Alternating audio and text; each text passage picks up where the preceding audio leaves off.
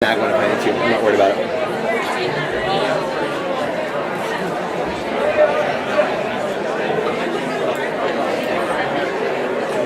Okay, where's it?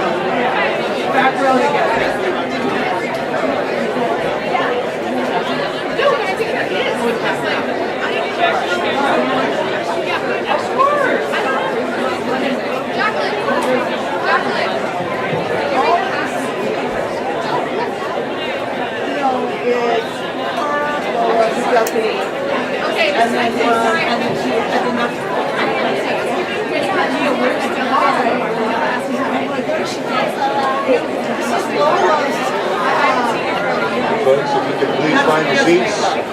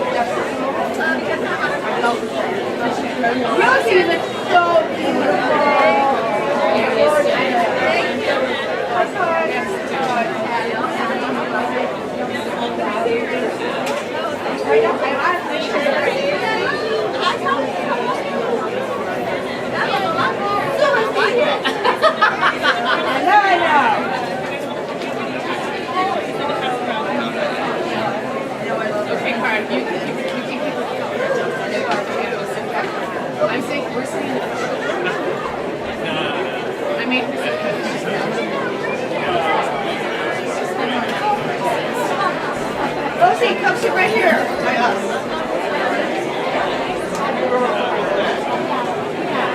You give her up.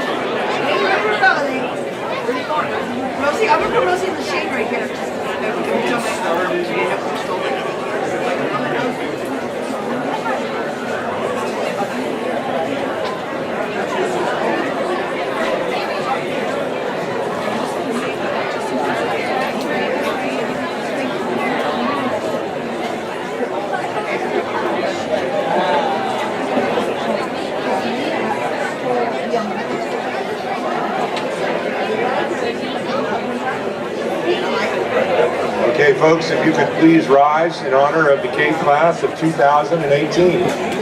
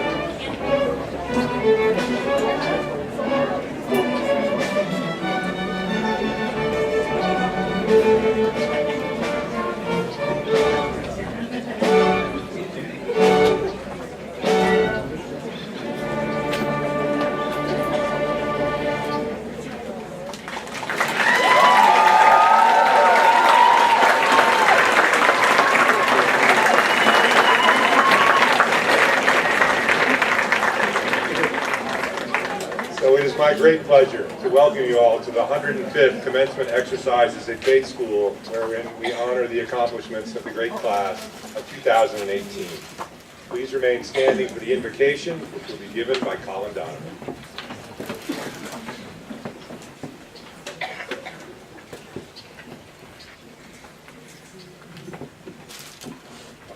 Good morning.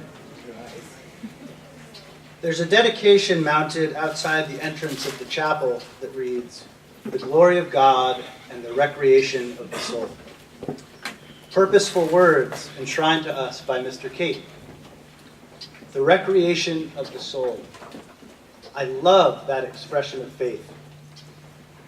It's a playful idea, as if Mr. Cate is beckoning us to consider how our spirit might be nourished by that space, and ultimately by this mesa.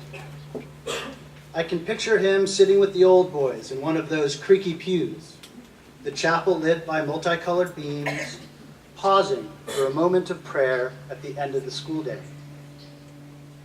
Our founder understood that moral leadership required thoughtful reflection as much as a keen intellect to inspire courageous action needed in this world. Indeed, it was his abiding hope that all of us would cultivate a contemplative practice while here on the mesa.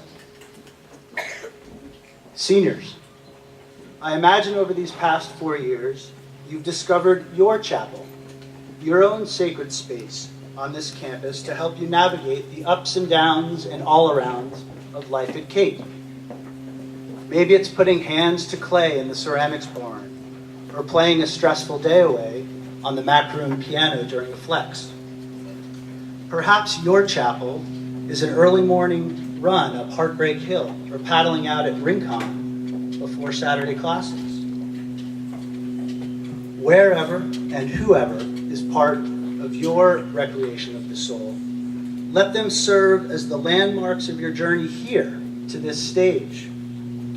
For it's these moments and memories, the places you've gone to and the people you've spent time with, that offer meaning to the significance of this day. Sure, we're here to celebrate you, to recognize not only your impressive array of accomplishments, but also the manner in which you've achieved them. During a final year that challenged our community in unprecedented ways, you revealed a depth of character and compassionate leadership that epitomizes an idea we all know well: servants. And serve you did. But it's your time to say goodbye to this place, to go off into a world that needs Cate graduates more than ever, to take those anchoring, reflective moments out beyond the mesa, to find new ways to lead with all of your well-considered courage. And so, I invite you to join me in a moment of collective, celebratory reflection. Find the eyes of a friend, a family member, maybe a teacher or mentor. Give them a smile, nod, let them know you're here. And together, let us open our hearts, full of gratitude, and honor the enduring spirit of this place, which has been undoubtedly enriched thanks to all that you have contributed to our beloved Cate. Good luck on your next adventure, 2018, and may the Mesa always be here for you, a space for the recreation of your soul. Thank you.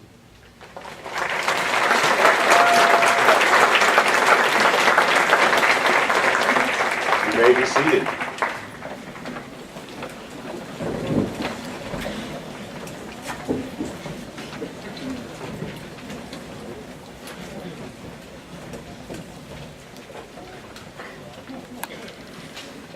Earlier this spring, on a trip to visit with Cate alumni, I drove through a little town in northeastern Connecticut called Willington. My mom always referred to this area as the quiet corner of the state, for a reason. Not much really happens there, at least not these days. I wouldn't have even noticed Willington were it not for the central green, which sits atop a hill surrounded by old meeting houses, taverns, and churches with the look of 18th century America. The town was originally called Wellington, in honor of the British Duke of that name, a factoid I learned from a nearby historical marker. But when the village was incorporated, the sentiment was decidedly in opposition to the English aristocracy, so they changed a letter. On the day I drove through, the sun was shining and the grass was a verdant green, making the painted white clapboard buildings all the more striking. And because there were no roads to be seen other than the one that I was on, I felt for a moment like I had journeyed back in time, that the buildings and the green and the town that surrounds them were somehow new, as they would have been when Willington was settled in 1727. The motto on the door of the Historical Society building, which is conveniently also the town tavern, read, "Here, amid these picturesque hills, our forefathers and foremothers toiled for the sake of goodly heritage. We should do no less." So I did a little research on those forefathers and foremothers. Willington had the look of a place that might have played a notable role in history. The community snubbed its nose at the crown in naming itself, and the Puritan-like language from the Historical Society made it sound like the town was a player in the days of yore. So I figured I'd find out how. Well, it turns out my mom was right. It was always the quiet corner. Not much of note ever happened in Willington, at least not enough to make it into the annals of history or even the pages of a website. One of the early presidents of Harvard was born there. The town sent a representative to Congress in the 18th century and a Baptist missionary to Myanmar. That's it for notable residents. Apparently, looks can be quite deceiving. Only one other time have I felt like I was in the presence of such history. Only that time, I actually was. It was spring of 1975 when, as a 12-year-old, I went to see the bicentennial reenactment of the start of the Revolutionary War. There I stood on the Lexington Green as redcoats and Minutemen faced off just as they had 2 centuries earlier. And I listened as Captain Jonas Parker, or the guy who played Captain Jonas Parker, so prophetically said, "Don't fire unless you are fired upon. But if they mean to have a war, let it begin here." It did. A shot was fired and then a host more. The Minutemen were routed by the British regulars, who marched from Lexington to Concord, where they were turned back by colonial troops at the Old North Bridge. The shot, heard round the world, had been fired, and it was a sobering sight to watch, even for a 12-year-old before actors at a bicentennial. The New York Times captured this dialogue the next day from 2 of my contemporaries. "Did we win?" asked Christy Markey, a 9-year-old Lexington resident. "No, they did," answered her 11-year-old friend Lisa Gilson. "But we get them on the way back, don't we?" "Right," said Lisa, "we shoot them down like ducks." My guess is that Christy and Lisa felt the same way I did, both on that afternoon in Willington and on the Green in Lexington, aware that we were visitors to a moment in history. It turns out I was wrong about that assumption in Willington, but that got me to thinking a bit. What makes history history? Lexington and Concord, I get, though those were minor skirmishes technically, they set a great deal in motion. We know what happened in 1775 because of all that has happened since. That's history. But isn't history the little stuff too? The things that happen every day that don't make it into textbooks or Wikipedia or Historical Society websites? I'll bet that there are generations of folks who spent their lives in Willington who could tell us an awful lot about what happened there. Big things and little things. Things that change lives. Surely that's history too, even if it hasn't all been documented and published somewhere. Actually, that's the history we're used to around here. There are moments when the reach of the Cate community suddenly grows long, but more often than not, we're inclined to live and work and grow in relative anonymity. There's something endearingly genuine about our kind of pursuit, for it seems untainted by publicity or self-aggrandizing behavior. Possibility isn't realized in the momentous. More often than not, it's in the day-to-day, in the discipline that underlies the mundane. You all know this because you have lived it. For the 3 years before this one, we were content to aspire amongst ourselves, to impact the world through the things we learned or the people we became here, knowing we would take our show on the road eventually, shortly after this ceremony event, as it turns out. And then everything changed. History arrived on our doorstep in the form of a fire and a flood. Our lives, with which we had all become relatively comfortable, were disrupted. We had to leave, and then we had to stay. We had to worry about our school, our friends, or even the stuff we left behind. We had to wonder about futures that at the beginning of the fall we felt reasonably secure in. Maybe those Minutemen on Lexington Green found themselves caught up in a similar way by the storm that arrived on their doorstep.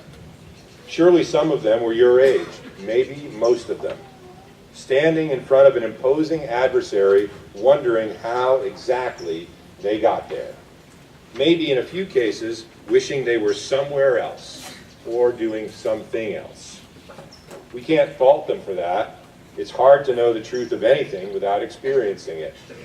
They came to know conflict, and we know fire, and water too. Maybe it's good to know such things, but it doesn't feel good. Naive seems a better way to be. But we wouldn't have even known that had we not been compelled into its opposite. The weird thing is that the world chose this moment to pay attention to the Central Coast. We could have chosen lots of prior moments that would have been good for the world to see. But instead, the cameras arrived with the weather and the fire, the very moments we all had to leave. It was news, history in the making, I get it. But did anyone else wonder if they were covering the right things? Not that the human stories of loss and challenge don't need to be told, they do. But maybe the proportions are somehow wrong. Because when we think back to those days when history was being made in Carpinteria, it's not the epic that comes first to mind. Sure, there are lots of evacuation stories, tales of talking late into the nights about the what-ifs, maybe even a few wagers on the course of the fire. But ultimately, it wasn't the new that compelled us, but wishing in the midst of the maelstrom, we could go back to the old, to the familiar. It's remembering how nice it was just to go to school, to wake up every morning and grab some toast in the dining hall, to look into the schoolhouse classrooms as we stroll by, or settle into a comfy chair in McBean, to breathe fresh air without a mask, or walk barefoot on green grass, to have study hours, hang out with a friend, take the bus into CARP, or grab a cup of something overpriced that isn't really coffee at Starbucks or Lucky Llama, to do homework and study for a test, to live the life we are used to living, like the one I imagine the folks lived in Willington, historic in its importance to everybody in town, but largely unknown elsewhere. We'll still be able to answer the inevitable questions. Weren't you at Cate during that big fire? And we'll have our stories to tell, which likely will be repeated many times. I'm a big fan of telling stories over and over again.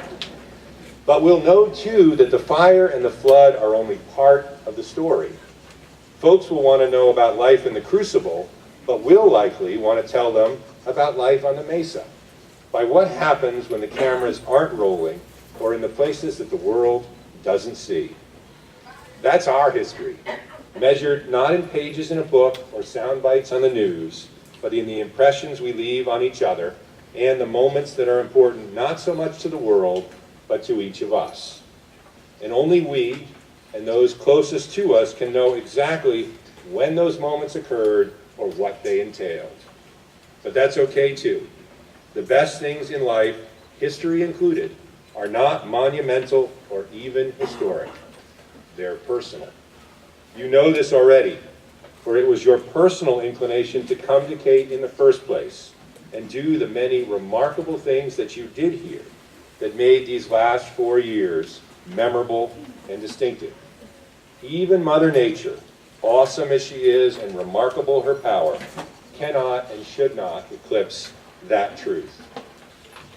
So with this ceremony, we acknowledge the end of an unprecedented year, not because of the big things we couldn't control, but for the little things that we could.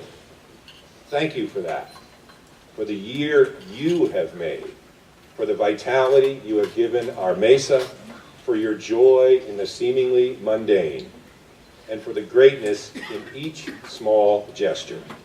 Lives were changed and improved every day through such graciousness. As Cate legend Stan Woodworth was fond of saying, in quoting Horace, "We will be glad to remember these things. They are surely moments that are worth keeping." Thank you.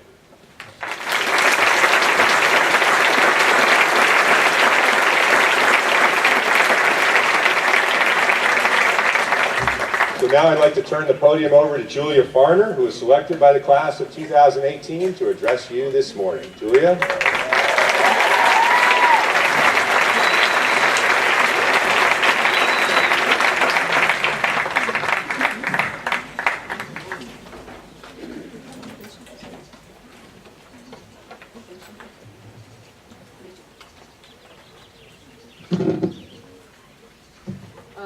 Cate has been a part of my life for what is by most standards an unusually long period of time. The first real memory I have of this place is from a birthday party that happened around the first grade, which pretty much went as these things do, with water balloons and big plastic bowls filled with Cheetos and watermelon slices. And Cate did have, I've got to say, some pretty sweet digs. I don't know if I've ever encountered any emotion quite as positive as that of being a first grader and suddenly coming to the realization that you found yourself in the vicinity of a pool.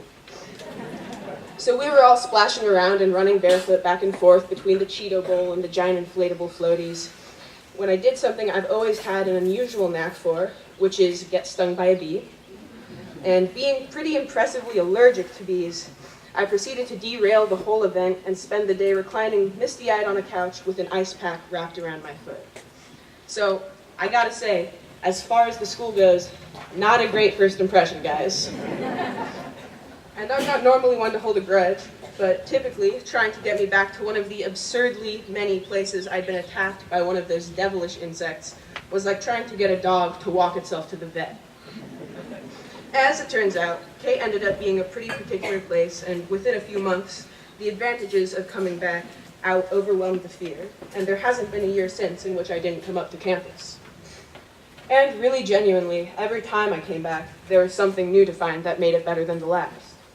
Admittedly, given my first encounter, with the exception of the pool, the bar was on the floor. Regardless, as the years went on, I became more and more familiar with Cate, and from the first time I ever stepped foot onto this campus, there are some things that have stayed almost exactly the same. The dining hall and the theater, the towering rows of bending, shivering eucalyptus trees, in more than a few cases, the people, but also smaller, more insignificant things, like a bit of graffiti I found next to a piano in second grade, which remained perfectly unaltered until just a few months ago. But, of course, there's been just as much change. I'll spare you all this list. The only really relevant example is all to do with the group sitting to my left. If any of you saw the pictures hung up in the McBean library of our class from freshman year, you'll need no convincing. I walked into that gallery fully unprepared for the trauma it left me with. It's pretty unbelievable how much change can happen in only 3 or 4 years, even just on the surface. But the important and probably obvious fact remains, we are all different now than we were before. Being just one person, I can't really speak for my whole class, so I sort of apologize for this, but I'm going to talk about myself, and more specifically, one of the very concrete changes within myself. One thing I think about a lot, and definitely more than what's probably usual, is my diet. Not really in a health way, which is likely a lot more practical or beneficial, but more in terms of the relationship I have with the things I'm eating, and why I'm eating them, and what that means or doesn't mean. For the vast majority of my life, I was a veritable carnivore. I could pack down chicken, beef, and pork like I was getting paid to do it, and this was a fairly central aspect of my whole being. It was sort of what I was known for. Needless to say, birthday meals, holiday dinners, special breakfasts, whatever it might have been, unfailingly, every special treat was some hunk of meat. But then, when I was 8 or 9 years old, everything changed. My sister was offered her first ever lobster at an uncommonly fancy dinner when she found herself face to face with an entire animal, complete with vacant eyes and recently stilled organs. Everything suddenly snapped into place, and she connected, respectively, the drumstick, steak, and pork chop to the chicken, cow, and pig, and so on and so forth, until she realized that the only response she could have when faced with this gruesome and inescapable truth was to swear off meat forever. And she meant it. The result of this was that, maybe unsurprisingly, my family's general meat consumption went way down. This was an injustice I could not wrap my head around. My sister, Fine, had willingly sworn off one of the greatest joys in life, and for some reason we were all made to pay the price.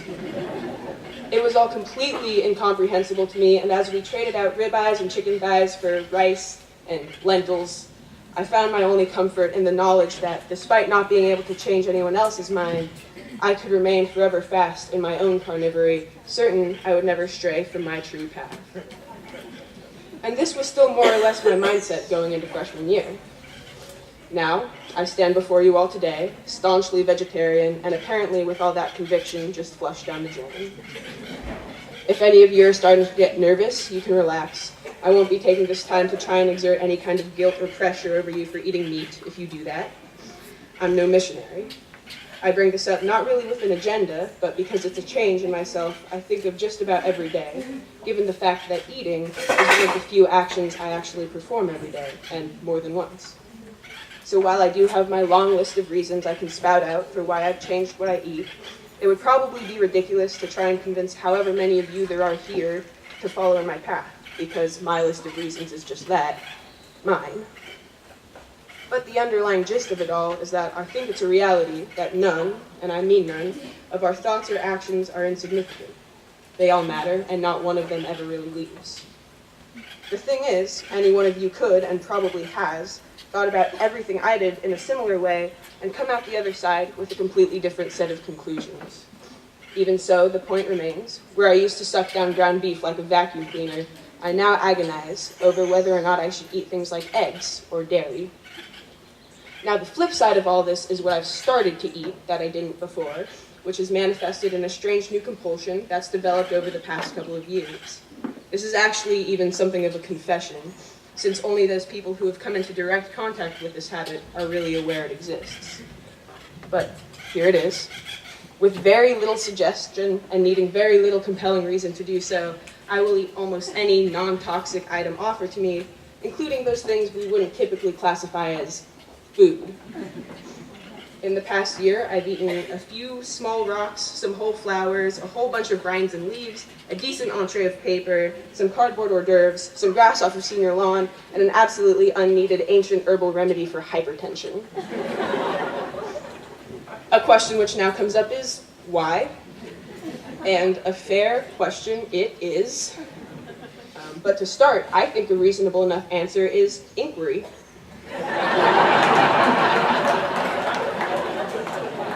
But probably a more accurate answer is rooted in some latent toddler-level curiosity manifesting in some latent toddler-level actions. I think it's perfectly normal to feel some concern, and yes, this is directed at my parents as much as anyone, but I can tell you very truthfully that I almost never get sick. All I can really say about the whole thing is that it's a low-risk, low-reward activity.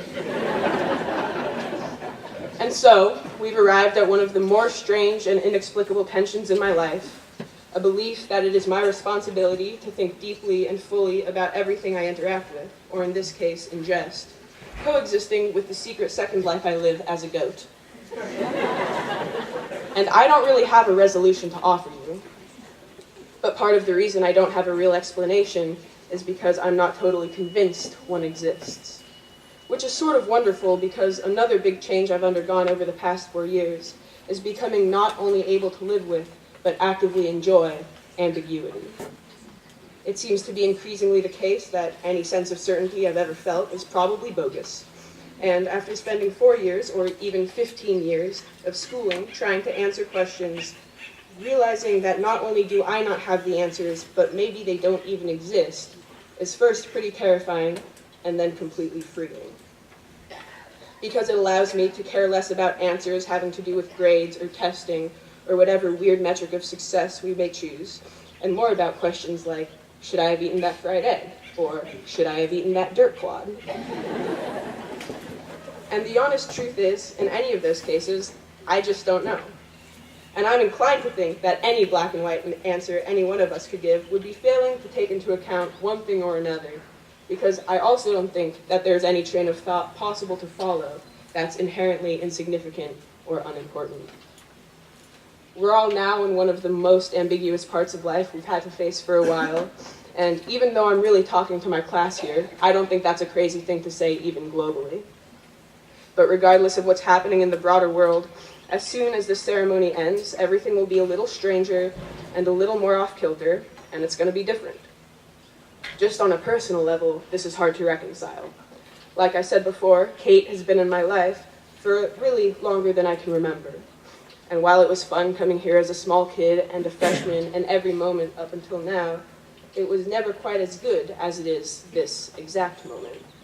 Every minute before this was one where a sense of comfort and belonging and feeling like this place belongs to us was growing, increasing, a perpetual upwards escalator. What I think I'm experiencing right now, in this very minute with all of you, is the peak of that. The pinnacle of exactly where I want to be, meeting with exactly where I'm supposed to be. And probably in an hour or so, that sense will plateau, and then, eventually, unavoidably, switch directions. I'm not trying to be a downer here, and there's no doubt in my mind that this place will always be a home for all of us. But we are undeniably on the fringe of a whole new world, which is requiring us to leave.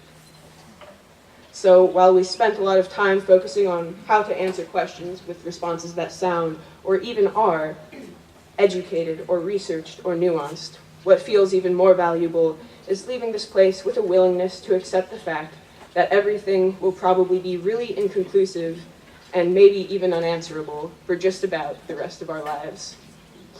And to not just accept it, but start to revel in it.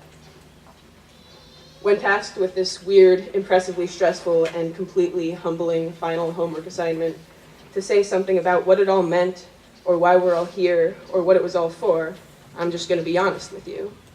I have absolutely no idea. And while there's nothing I could say that could start to show the gratitude I feel for this school and these people, I'll leave you all with just about the only two completely unambiguous things I could really think to say. Thank you. I love you all.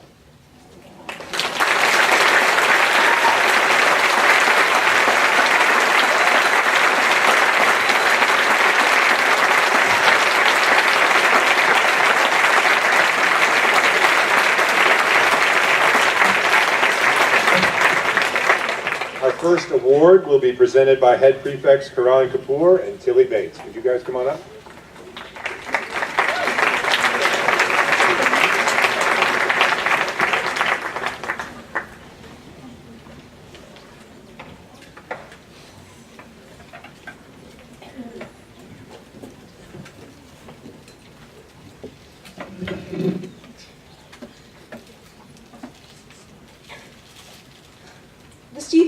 Cup, class of 1963, is awarded to a faculty member whose endeavors on the Mesa push their students to the limits of their capabilities, inspire the people around them to hold themselves to a higher standard, and who, each day, make us laugh. On the Mesa, there is a face creased by decades spent embodying the spirit of this place. Whether you are a scientist interested in genetics, an outdoorsman intrigued by the natural wonders that surround us, or a philosopher in need of a sharp mind and a quiet ear. There is one man who, through our tenure upon this Mesa, every student has felt welcomed by. The warm smile and familiar gaze he brings to each and every interaction makes everyone feel as if they're just the person he wanted to see. He brings with him a knowledge that inspires.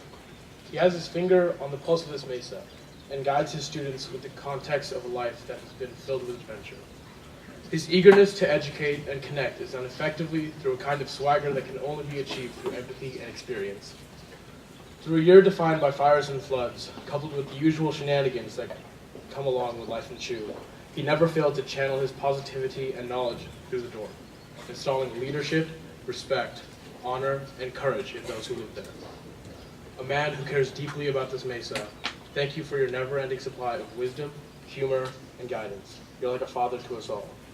On behalf of the class of 2018, it is our honor to present Paul Dennison with the Spitler Cup.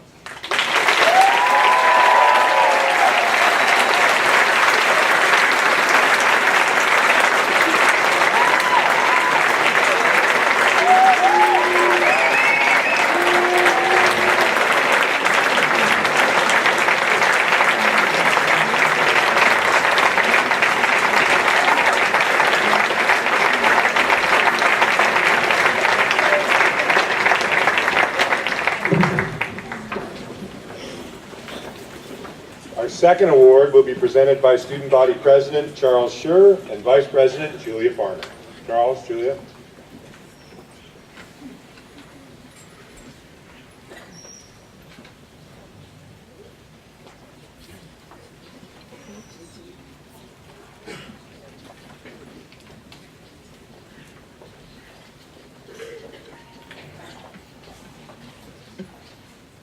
Jeffrey Sumner Paulette Class of '88 Award is presented by the graduating class to a classmate whose presence and character have inspired our class to laugh, question, and care for each other through a combination of honesty, kindness, and optimism. This person has proved to us all that with simplicity and humility, you can genuinely earn the love of those around you. His kind and helpful nature draws people in and makes them want to befriend him from the very beginning. In all aspects of this community, he has taught us to love and relish each other for who we are and aspire to be, not what others think of us. He has taught us that it is important to remain true and honest to not just those around us, but to ourselves. Although he wouldn't admit to this himself, his presence and pure essence have influenced this community greatly. But most importantly, he has taught our class that with honesty, kindness, and optimism, anything can be accomplished. Throughout these 4 years, he has been our unconditional friend, and above all, earned our respect.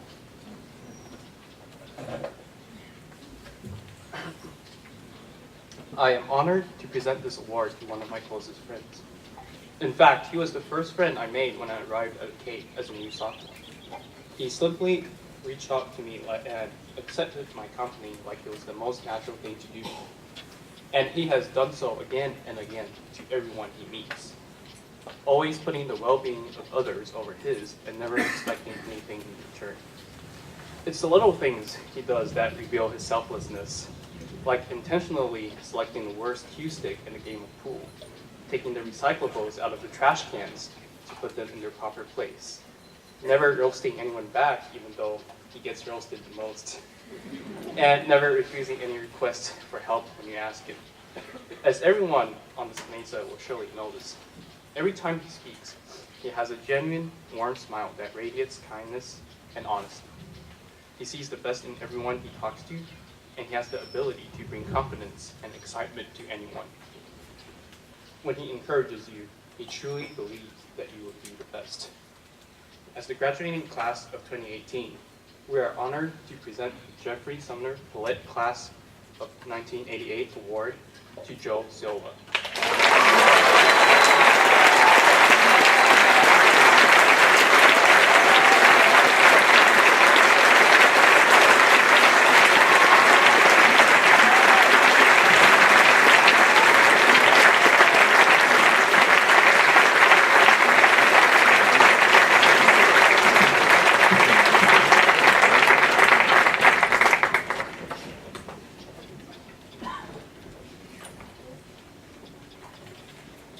We now enter the section of the ceremony devoted to faculty acknowledgments and awards.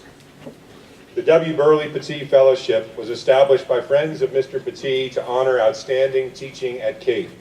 A student at Cate and the parent of an alumnus, Mr. Petit served as a Cate trustee for 28 years. Known widely for his good sense and frugal lifestyle, Mr. Petit was a stickler for value. At the Burlingame Country Club outside of San Francisco, where he was a member, the caddy fees were, in Mr. Petit's mind, completely intolerable. To avoid the expense, Mr. Petit built a small trailer that he could strap to his faithful Labrador retriever.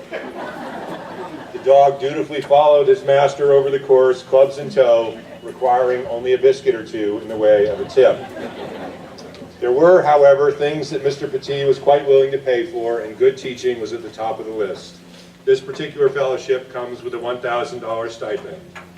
It is awarded this year to a teacher who is as adept at helping her students appreciate the nuance of language and imagery in a poem as she is at helping them assess the forces that gave rise to the American Revolution.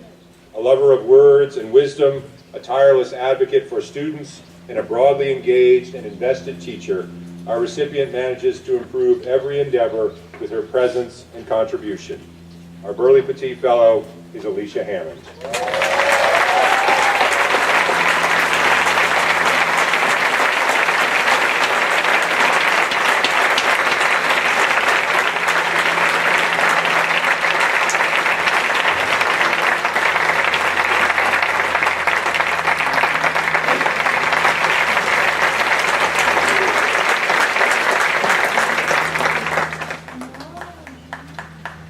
generous support of an anonymous donor, I'm pleased to offer 2 fellowships for exemplary teaching to members of the Cate faculty whose service this year has been particularly distinctive and impactful. The fellowships include $2,500 stipends, which the recipients may use as they choose. The purpose ultimately of this program is to honor the exceptional teaching and commitment that has always distinguished the men and women who deliver the educational program here on the Mesa. The Centennial Fellowship was conceived to honor thoughtful, purposeful, and innovative classroom teaching. Focused directly on pedagogy and practice, this award seeks to recognize an educator whose work this year has demonstrably advanced his or her own teaching skills, course design, and lesson planning, and in so doing impacted productively the learning of his or her own students. This year, the fellowship is awarded to Carl Weiss.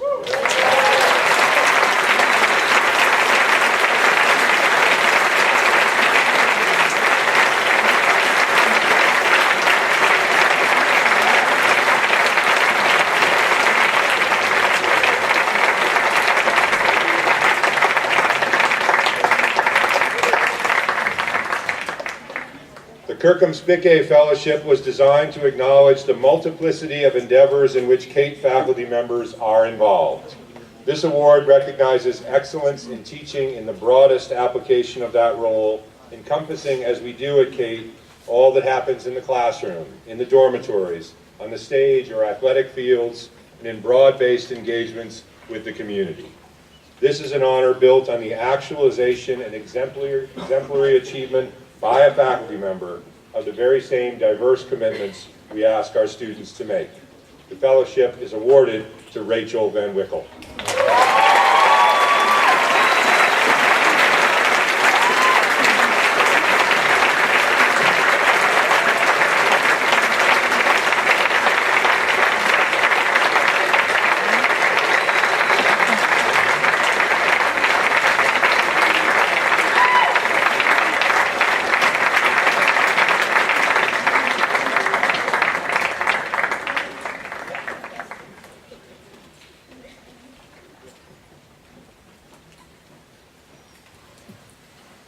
The William New Jr. Cervans Award was conceived to honor legendary service to Cate of its namesake. And since its inception, the award has been presented by Bill New himself, an inventor, philanthropist, trustee, and friend. But Bill succumbed to cancer this winter, and so we enter a new era for the honor he inspired. And the recipient is fittingly a member of the generation that has followed Bill's, and has taken up the charge to care for the school and its mission as those giants of old did. A member of the Cate class of 1997, our recipient went on to Middlebury College before returning to the West to live and work. He quickly re-engaged with Cate as a member of the Alumni Council, an entity he ultimately served as president. That office placed him on the Board of Trustees, where he was so impactful that he was ultimately voted on after his Alumni Council term expired. It was this alumnus who helped inspire young alumni to give back to Cate, who came to assemblies on the Mesa to speak to current students about their lifelong relationship with the school, who set a tone that has been optimized in our March Magic program and the unprecedented support that Cate alumni offer their school. He's chaired the Advancement Committee of the Board and currently leads the Planning and Infrastructure Committee, which is tasked with the construction beginning this summer of our new dining commons. Though we have come to expect the extraordinary from this remarkable alumnus, he took it to a whole new level this winter. When the afflicted Central Coast called for help, this young man and the moving company he leads were at ground zero, literally wading through mud and debris to rescue people and belongings. Though displaced from his own home, our alumnus thought only of others, working without rest to care for the families of Carpinteria, Montecito, and Santa Barbara. At a recent function at the Museum of Natural History, it seemed like every attending family had been the beneficiary of this alumnus' service, and all acknowledged that they might never have retrieved their possessions were it not for he and his crews. The true measure of any of us is how we respond when we are needed most. Casey McCann, class of '97, is always there in those moments and is the deserving recipient of the 2018 Cervantes Award.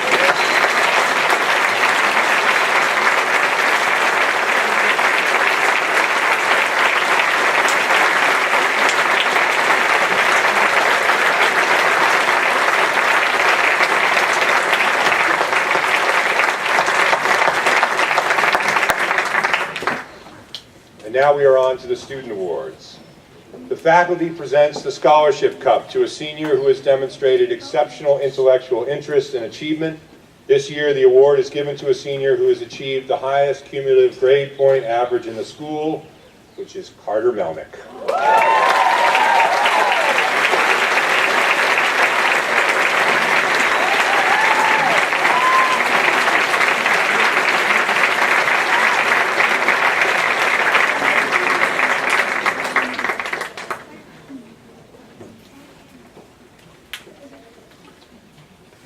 The Ellis Cup was initiated in honor of faculty member Sandy Ellis, whose concern for others, deep interest in each student, and unselfish effort to organize, support, and implement so many activities has made Cate a happier and healthier school.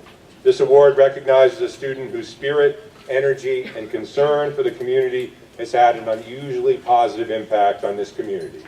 It's our pleasure to recognize two seniors, Parker Matthews and Kirill Van Skendel.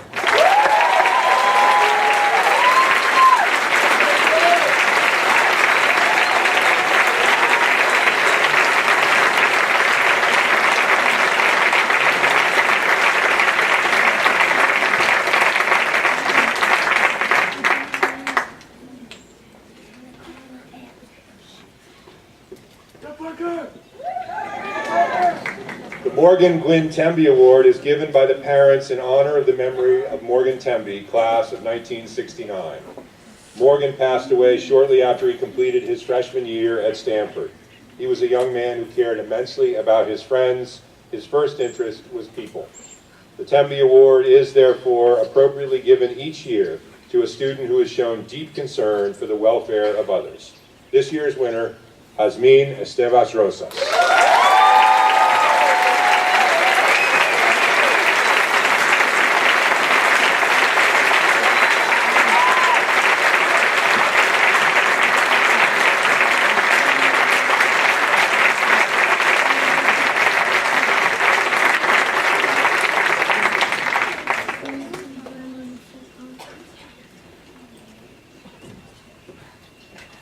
In honor of the founding name of Mr. Cate's school and its transformation since 1910, the Miramar Award is presented to a senior who has demonstrated exceptional growth and progress marked by productive citizenship and unselfish contributions to our community. It is awarded for the first time this year to Farida Tahiri.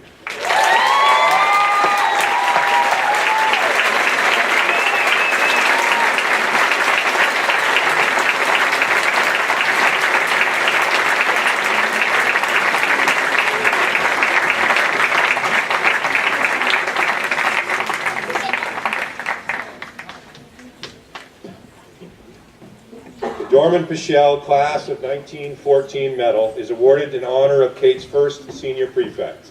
This medal goes to a prefect whose commitment to the community, willingness to accept responsibility, and generous friendship has made him or her an outstanding role model. It's given this year to Joe Silva.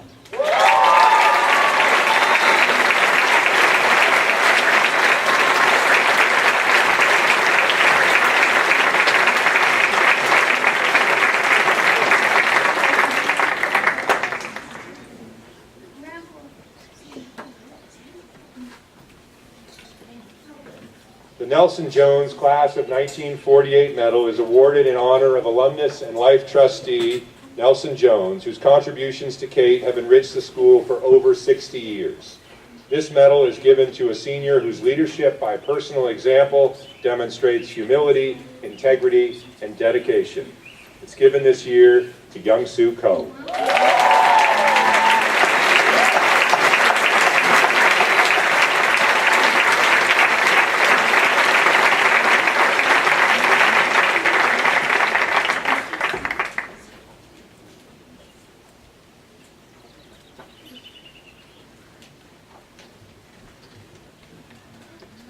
Santa Barbara School Medal is awarded to an outstanding member of the senior class for exceptional leadership and achievement in service to the school community. The medal is awarded to Christy Robbins.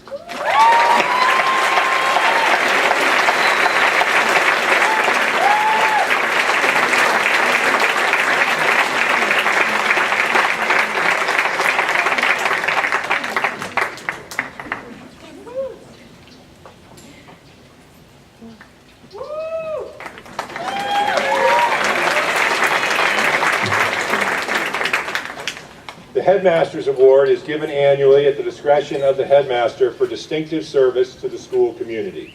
It is awarded to 2 students whose impact has been as profound and powerful as it is understated and often behind the scenes. Good things happen when these 2 individuals are involved. Teams play better or collaborate more effectively, peers are more responsible, intentions seem somehow better and more sincere. Though neither has the hubris to acknowledge their impact here, we, their beneficiaries, all know it, feel it, trust it. For those reasons and a host of others, the Headmaster's Award is presented to Catherine Antonatos and Patrick Armstrong.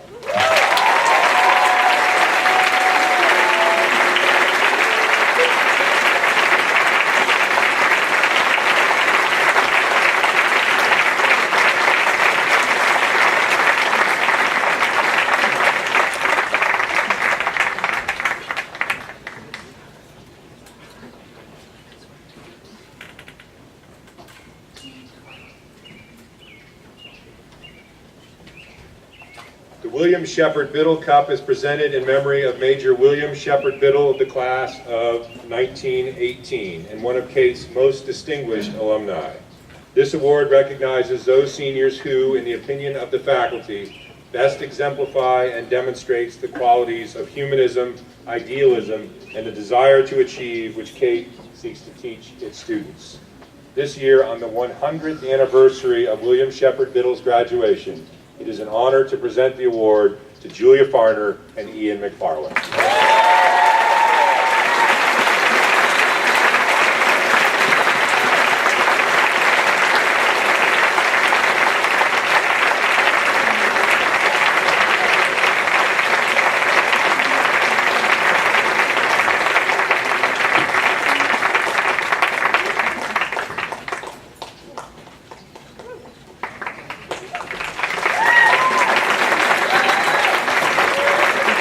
Our speaker today, selected by the class, is Paul Dennison, class of '79.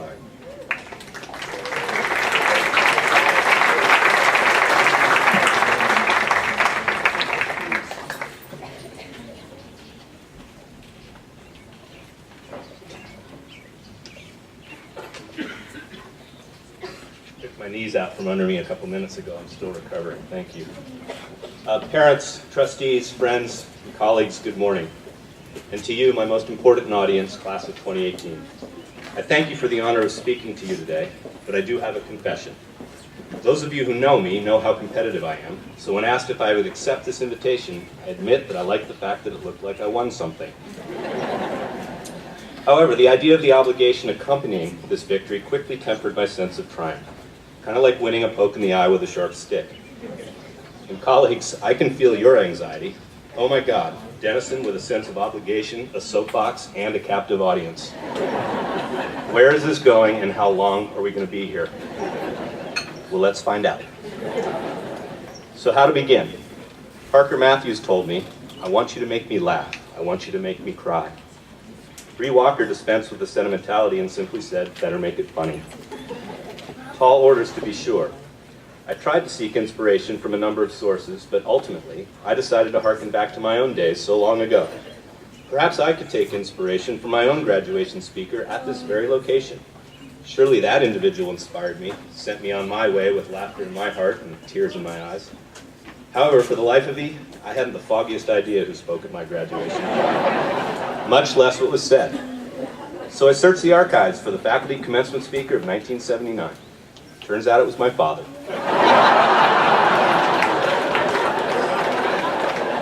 I still have no recollection of anything he said that day. And I guess it was a potential perspective check for me on just what you want to hear and how much you'll take away. Thank goodness at least that it wasn't Tessa's class that asked me. She can ignore me plenty at home. So, laughter, tears. It's an intimidating responsibility to deliver something of value, especially to you all. You see, I've listened to you every Tuesday, and sometimes Saturday, where you've delivered talks of incredible sincerity, courage, and insight. This year's Tuesday talks have been remarkable for their sophistication, their risk-taking, and their wisdom. Maybe you take it for granted. I don't. I want you to understand something. This isn't normal. And it's worth mentioning and celebrating. I'm not sure you appreciate that such perspective is unusual in students your age. In addition, virtually every talk was imbued with the love and perspective of Cate that's unparalleled in my time here. I'm still trying to develop the same kind of perspective and thoughtfulness so many of you displayed. In fact, one of my early ideas was simply to have each of you send me your favorite line from your own Tuesday talk. I was certain I could stitch something together illustrating a level of insight and clarity that would surpass anything I could produce on my own. In fact, I still think it's a worthy project and it'd be a great read. However, I couldn't help but hear from my own days as a student at Cate the voice of Ralph Waldo Emerson, who said, "I hate quotation, tell me what you know." And so I feel I owe you the same kind of thoughtfulness and perspective you clearly demanded of yourselves. So let's talk about truth. That's a topic that's been hanging around all year. I guess my final gift could be to answer this question.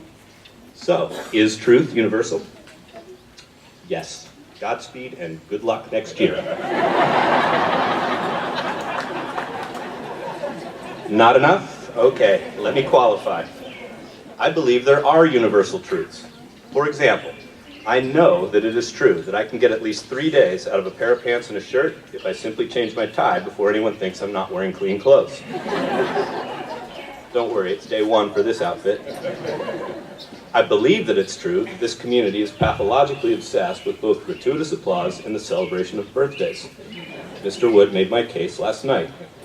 In the case of birthdays, the actual date has become irrelevant.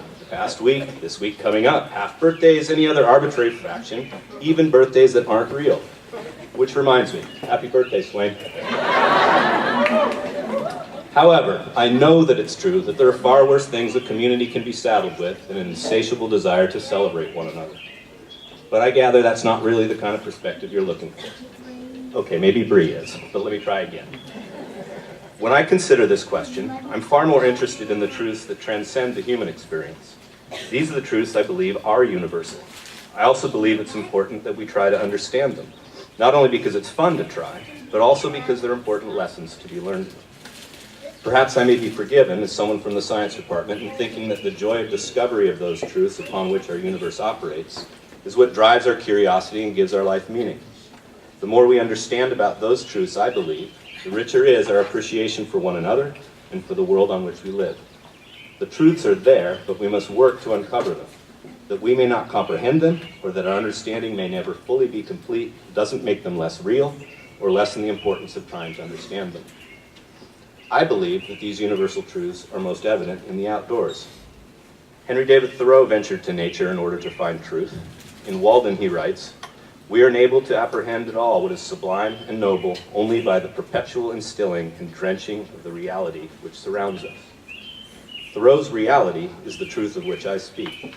He was interested in universal truth too. Human reality paled in comparison to the vastness of the divine creation. This is not an exclusively American concept.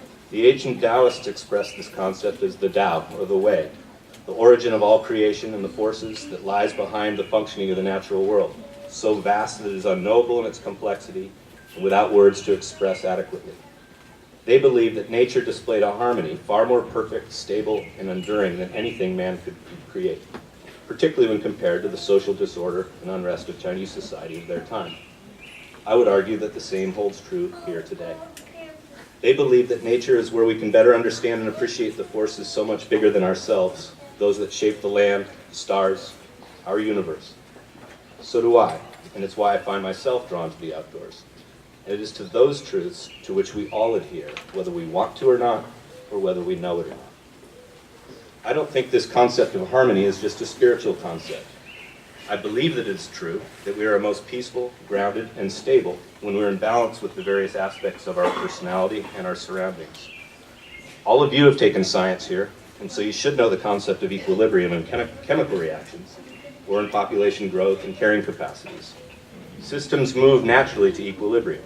When the balance is upset, the system shifts and adjusts until a new balance is struck. This is unavoidable. It is a universal truth.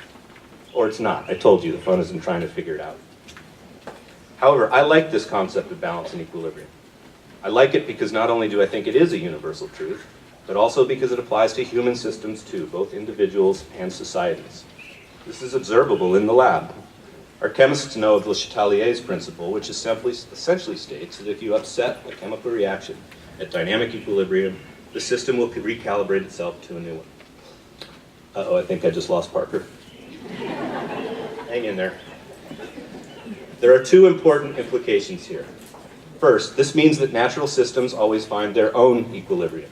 If our desired equilibrium is different than the one favored by this natural balance, we must expend energy. This implies that there's a kind of passive equilibrium, if you will, in which we can be a part of nature's processes with a minimum expenditure of energy if we work with those forces. This is far more peaceful, less stressful, and ultimately more harmonic existence. To try to fight a system moving to an equilibrium requires energy. So in your lives, strive for balance. Most of us live a very unbalanced life here. There's too much going on, too much to accomplish, too many things to do, and not enough time to do them. You'll have time next year. Use it. Balance serious study with the time to reflect, rest, and enjoy your journey. Find your equilibrium. You'll do better work, and you'll be happier and healthier. The second implication is that these natural forces are bigger than ourselves, and to ignore that natural balance and not understand the ramifications of our actions is to invite disaster. For us as individuals, perhaps that manifests itself as stress, anxiety, or depression. Certainly something worth paying attention to. But as I said, I like this concept of harmony and balance because it applies not only to individuals but to societies as well, which makes it all the more important to understand this second implication. I think our society is out of balance. We are not at equilibrium. We are polarized, blind, and deaf to ideas that are different from our own, more interested in shouting at each other rather than listening to one another. I'm afraid that our country has lost sight of the need to come together around core values, values that represent a natural order, balance, and harmony. I'm afraid that we treat this planet, in the words of astronomer Carl Sagan, as if we had someplace else to go. We live in a country that has 5% of the world's population, yet consumes 24% of the world's energy. If undeveloped nations, countries, consumed at this rate, we would need 4 complete Earths to meet this need. People who think we have a right to this lifestyle don't understand natural laws, universal truths. We are not immune to the laws of the universe. If we upset the balance, the planet, the cosmos will reset. But whatever gave us the hubris to think that the universe is somehow obligated to reset that balance in our favor? We do have some control over what this new equilibrium looks like, but only if we have an appreciation and an understanding of the natural systems of which we are a part. We should certainly have the understanding that we must accept consequences of our behavior. There's no such thing as a free lunch. Ask your parents how free the food is in the dining hall if you have any doubts. I was listening to a song the other day by country folk singer Nancy Griffith entitled, "It's a Hard Life Wherever You Go." Written in 1989, she sings of a world also out of balance, of poverty, racism, and bigotry in Ireland and the United States. Unfortunately, still themes that resonate today. One of the lines of the chorus reads, "And if we poison our children with hatred, then the hard life is all that they'll know." One might argue that might qualify as a universal truth. Kind of an obvious one, actually, but I don't think it diminishes its importance. This part of the song is clearly a charge to us as parents, educators, mentors. However, I'd like to draw your attention to the next verse. It's the one that sticks out for me, and this, I think, is an admonition to all of us, and to you in particular. Here's the next line in that song. "Now I'm the backseat driver from America, and I am not at the wheel of control. And I am guilty, I am war, I am the root of all evil." It's a cheery song, I know. But I think this is worth thinking about. Look at where Griffith points the finger. It isn't the obvious target, the forces in charge, the drivers, where she directs her attention. Rather, it's the editorializers in the background who choose only to comment and not to do, the backseat drivers of America, of which she includes herself. These are times when balances need to be reset, when new equilibria need to be established. If those of us who know better and who are in a position to act do not grab the wheel, we are worse than just passive observers or nagging spouses.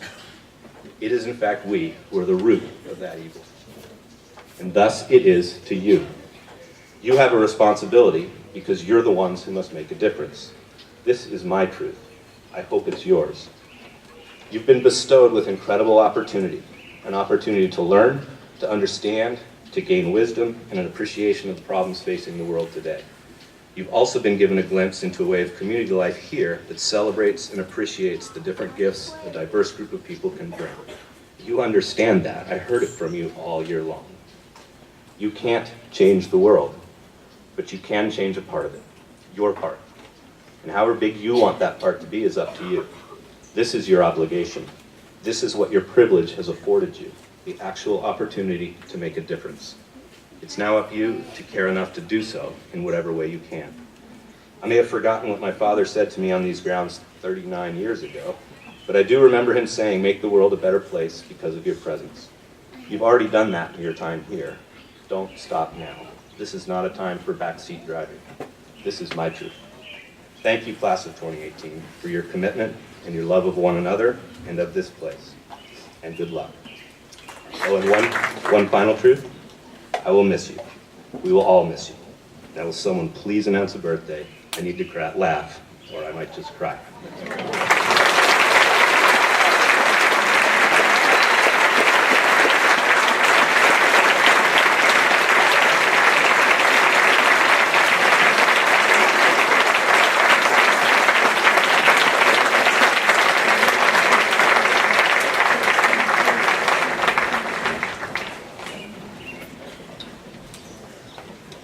President of the Board of Trustees, Wyatt Gruber of the class of 1993, will now assist me in awarding diplomas to the Cate class of 2018. Those whose diplomas are awarded with honors, high honors, or highest honors will be noted at the time of presentation. Prior to the awarding of a diploma, I will speak briefly about each student. These are renderings of the unique qualities and characteristics that distinguish each of our graduating seniors. To Mr. Dennison's point, this is our truth. Ariana Amaya Atede.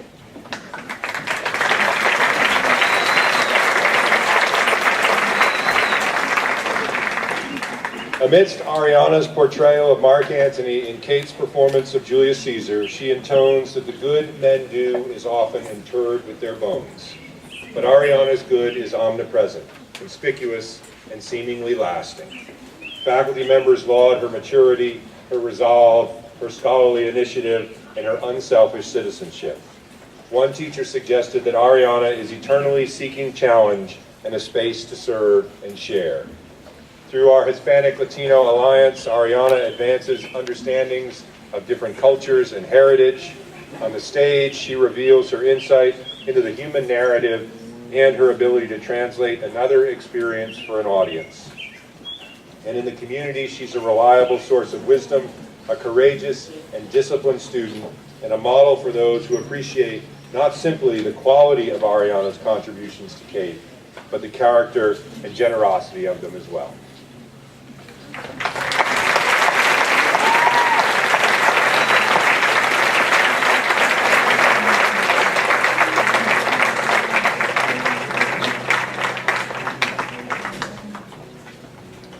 Catherine Langdon Antonatos. This diploma is awarded with honors.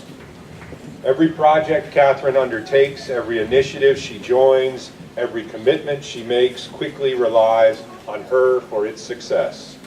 Catherine's love of the outdoors has led her to be the upperclassman who teaches the novices to surf kayak and the climber who scales the wall to reset the holds.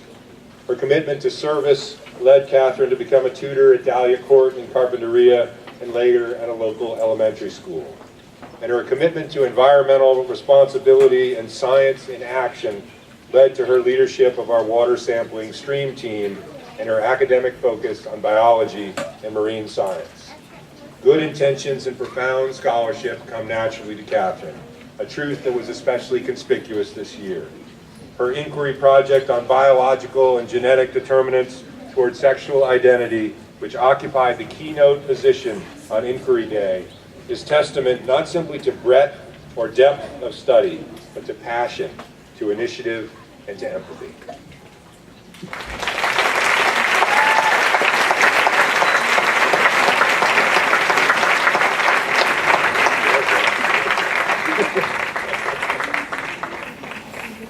Patrick Thomas Armstrong.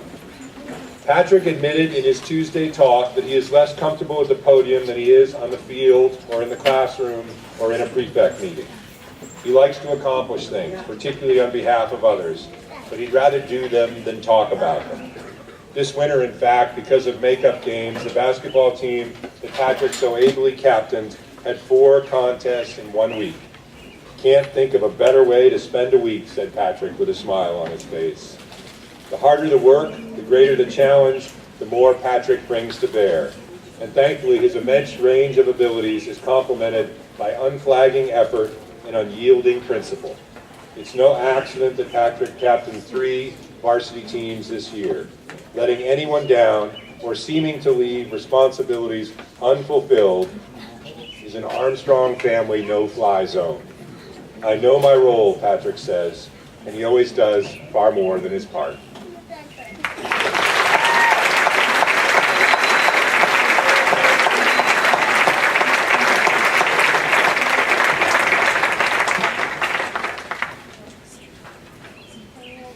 Nicholas John, I'm going to get this right, Nico.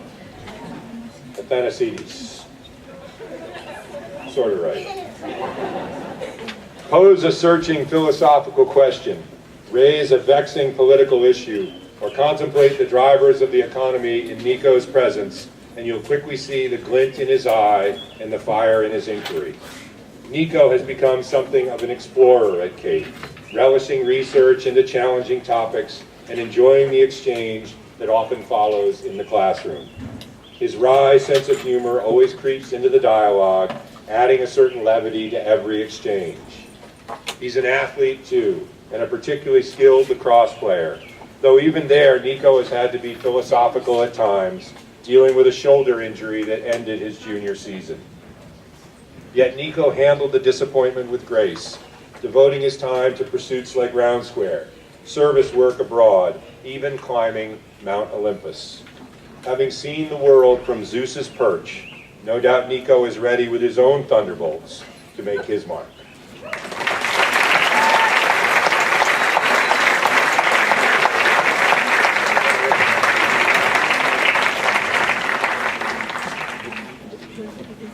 Matilda Susanna Bates. There's an old school earnestness and endearing integrity to Tilly Bates. She has, even since she was a freshman, possessed the humble self-assurance of someone who knows herself and the role she wants to play in the world. She loves water and oceans, is captivated by people and their ideas, and is happy to step into another's skin on stage, but always settles comfortably back into the Tilly we have come to rely upon. She's our head prefect because we trust her, know that she's committed to the welfare of all in this community, have seen her compassion and her empathy, and know her great strength. And the fact that her gentle wisdom is delivered in that lilting Australian accent makes us inclined to listen all the more. There isn't an area of life at Cate that she hasn't enlivened, said a faculty member this fall. Classroom, theater, science lab, pool, residence hall, even the mighty Pacific.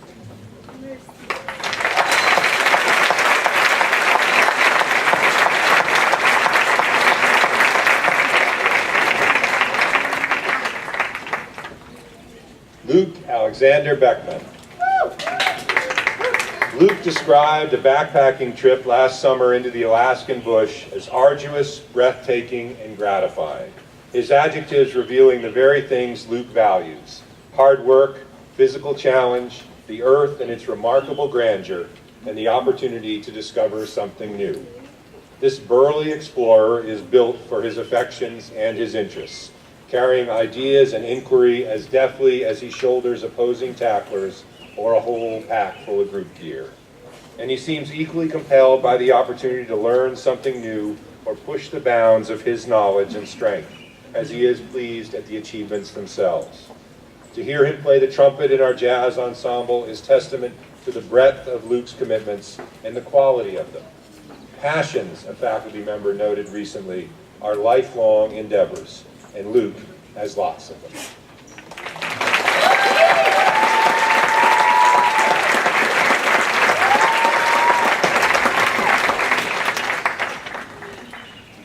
Christopher Bennett.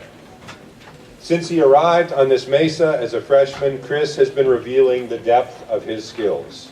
Mild-mannered and seemingly soft-spoken, Chris was greeted as a gentle giant with a penchant for design and engineering and a creative side he was just beginning to explore. Yet over time it became clear that words are Chris's most remarkable playthings.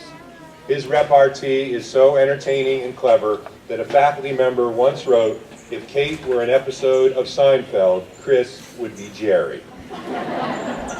And yet humor is just one byproduct of Chris's remarkable intellect, another puzzle to experiment with as he expands his scholarship. He aspires elsewhere too, like on the football field where he's been known to take down opponents simply by reaching out a powerful arm, or in the art studio where his teachers have lauded Chris's creativity and his innovative techniques. Sitcom or not, Chris is clearly a star character.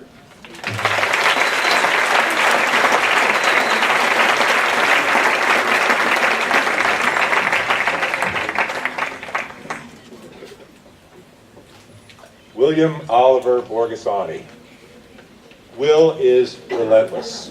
Whatever the area of endeavor, the study of history, his editorship of El Batador, his membership on the swim team, Will gives his whole self to the effort.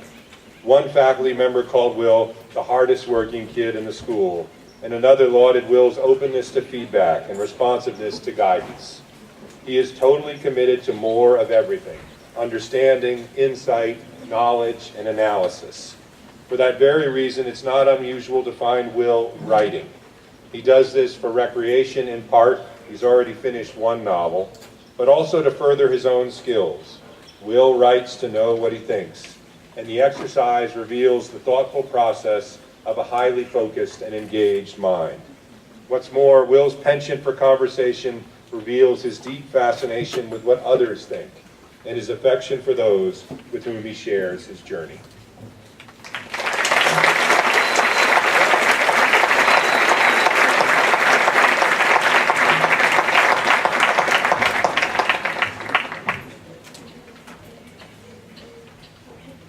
William Barclay Boland. This diploma will be awarded by trustee Jessica Boland, Will's mother. Oh, you heard that? Said a faculty member recently, Will is always willing to take the risk of venturing an opinion or offering a speculation on the complex questions that many of his peers try to evade. That very inclination has distinguished Will's leadership, not simply in our classrooms, but as head of our Young Men's Forum and as one of the most impactful athletes we put on the field. Agile as he is, both intellectually and otherwise, Will is not afraid to take challenges head on, whether the opponent is a philosophical dilemma or a large defenseman on the lacrosse field. And though he may dodge around the defenseman on occasion, there's never any question where Will stands on principle or in the practice of his citizenship. Even after he and his compatriots were flooded out of their dorm in January, Will took it in stride, eventually taking his leadership and good cheer to Mesa House. As his football coach noted, talent is off the chart for this young man.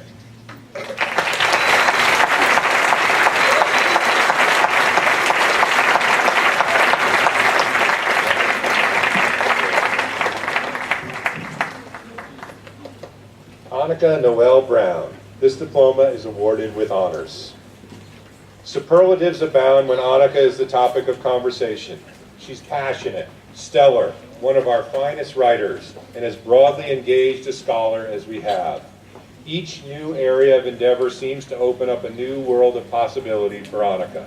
Like when she committed to studying science in college, then took an internship at a law firm over the summer and concluded that maybe now she'll study law. Anything Annika chooses to do, she'll do magnificently well. not only because of her remarkable mind, but because she aims constantly to offer something of value to the world. Already, her thoughtfully researched inquiry project on recidivism demonstrates the insight and understanding she will use to shape public policy. Also one of our most dedicated public servants, having never missed a weekly foster homes visit, Annika has all the tools to make a difference in the lives of her fellow man.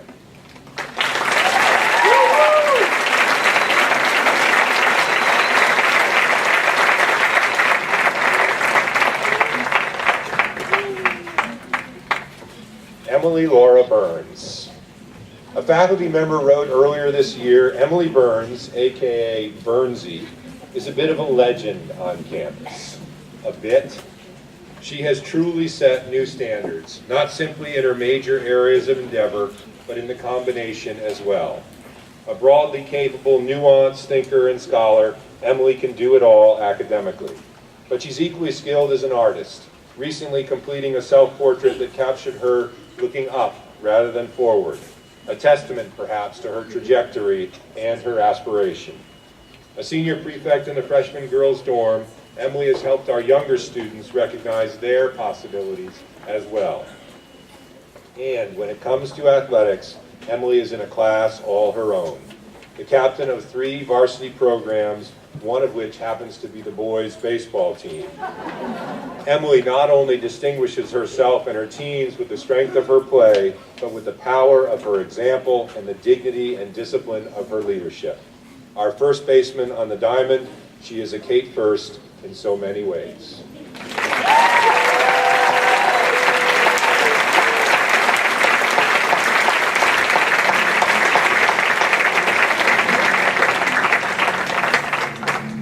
Jacqueline Tsai. Jackie was an accomplished badminton player in China before moving to the States, so she took up tennis well after her peers and became a powerhouse player, the captain of one of our most accomplished teams and a highly ranked competitor. What folks don't know is that the tennis achievement is not an anomaly. It's just Jackie. She sets her mind to something and then she does it, regardless of the level of challenge or the commitment required. Her purposeful scholarship has risen from that very aspiration and expectation. As one teacher joked, Jackie's writing is even better than her backhand. Yet she's equally likely to be supporting a peer, working on a tough math problem, helping an underclassman as a teaching assistant, or working up the next speaker for the business club. Jackie just gives herself wholly to whatever she does, which is why she does everything so well.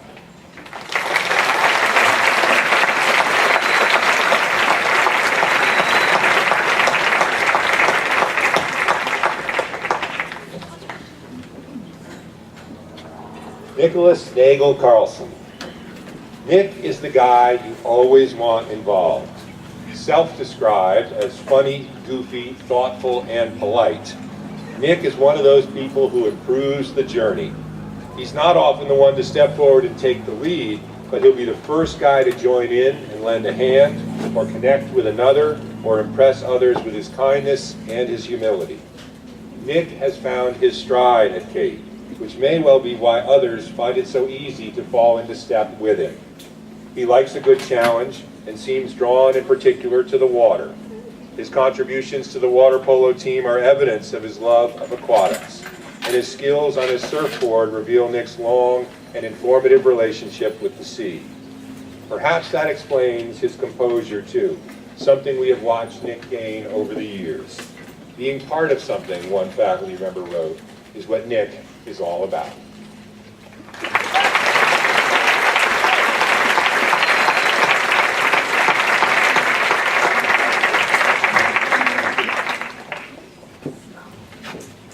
Emma Sophia Correa Cordova.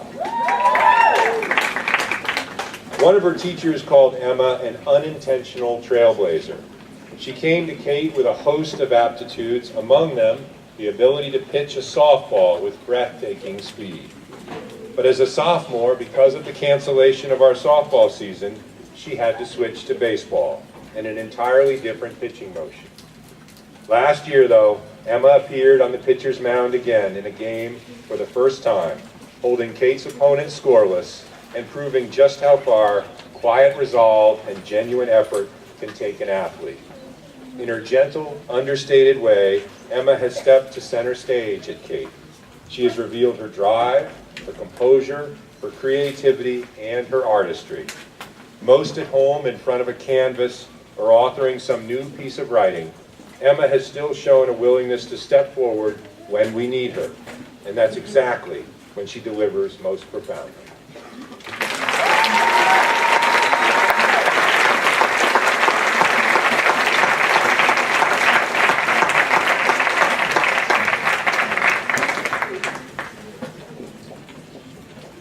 Desmond Marley Castillo. Desmond Castillo has grown rich at Cate, not in the monetary sense, but in the depth and weight of his presence. One of his teachers said he's like a fine wine, he just gets better with time. Others laud his acceptance of the responsibilities that come with being a senior prefect, or his willingness to reach out to peers and underclassmen alike. Desmond can and will happily lead from the front or support from the middle, whatever the situation requires. At the prom, for instance, Desmond took center stage. Actually, he ended up on a table, demonstrating the commitment he's long showed to dance and movement and choreography. He's done the same for the Black Student Union, both as a citizen of the community and as a scholar. His research on the Black Panther Party for U.S. history was a standard setter in that class. As Langston Hughes wrote, his soul has grown deep like the rivers.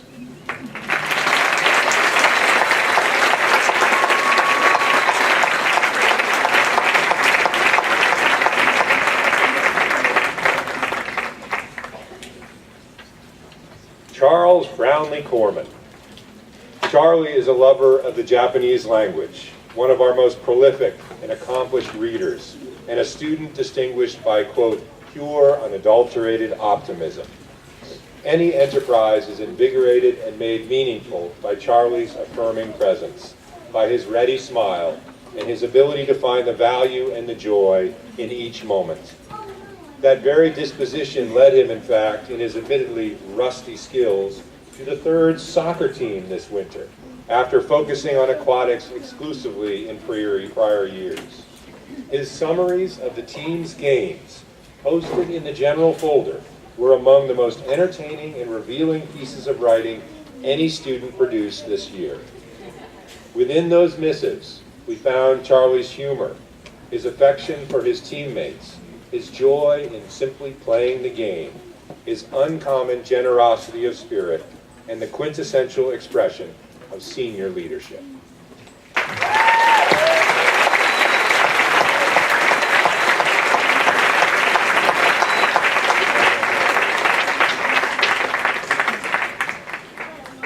Morgan Crew. This diploma is awarded with honors.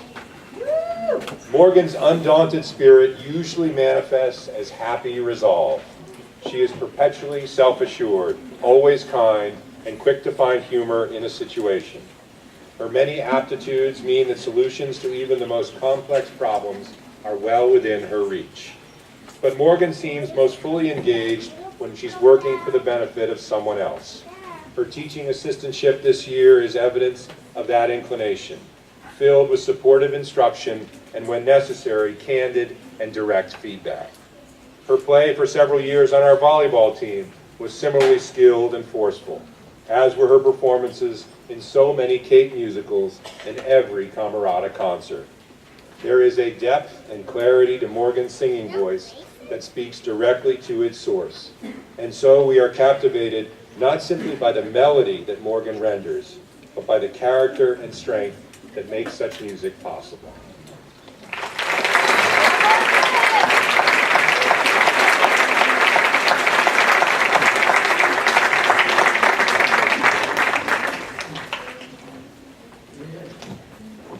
Caden Cutter. Caden belongs in front of a crowd. His extemporaneous speaking skills are impressive, and he carries himself with the casual confidence of an orator. A well-read and eager student of history, Caden generally knows what he's talking about when he holds forth, and he's parlayed his interest to leadership roles in our Junior Statesman of America and MVP performances in class discussions. The more sophisticated and energetic the debate, the more Caden thrives. Actually, he seems to thrive everywhere. A generous and thoughtful friend, Caden is a relationship builder by nature, and he enjoys the myriad pursuits and engagements that comprise the day. A talented soccer and lacrosse player, Caden took up football this year just to branch out. And he's as quick on his feet as he is in debate. Clearly, Caden is the right guy to have as a friend, a teammate, and a classmate, and our good fortune to have as a student.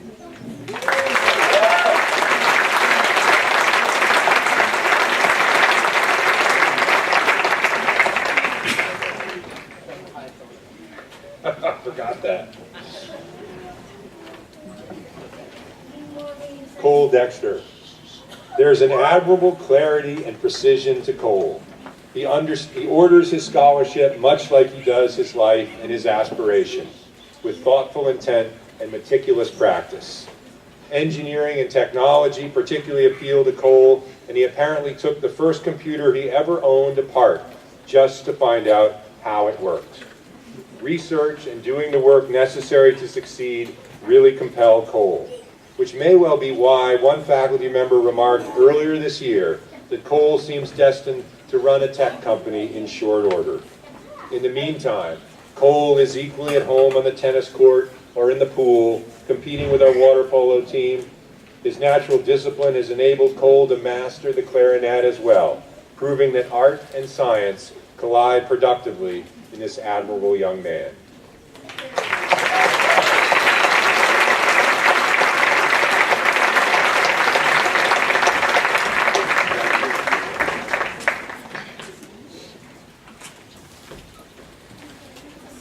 Molly Linnea Dorian. This diploma is awarded with honors.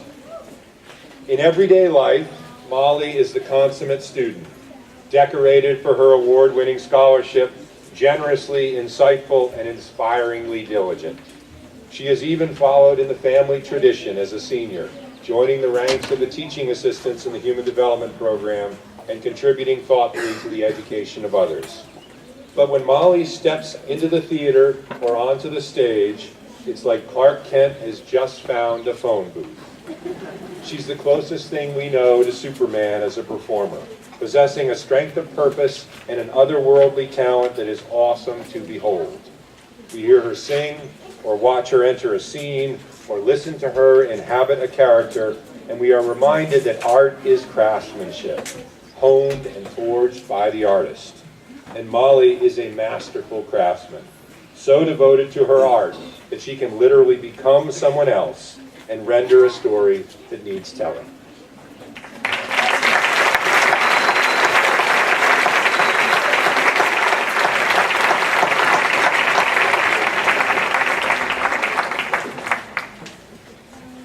Kalia Elise Dorsey. This diploma is awarded with honors.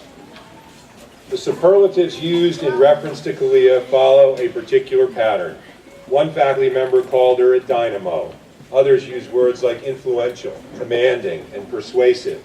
Kalia is indeed a force for scholarship, for equity and inclusion, and for aspiration. Her intrepid nature brought Kalia to Cate from her home in New Jersey, and she seems to have taken advantage of every opportunity to invest herself in the work of the community. She is a teaching assistant this year, though she had already established herself as something of a teacher even before she became a senior.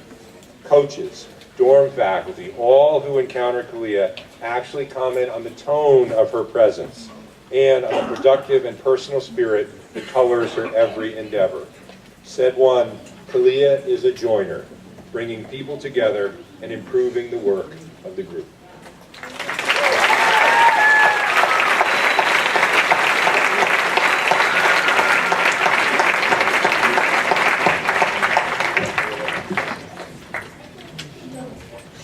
Keaton Drevis. Keaton walks on his toes.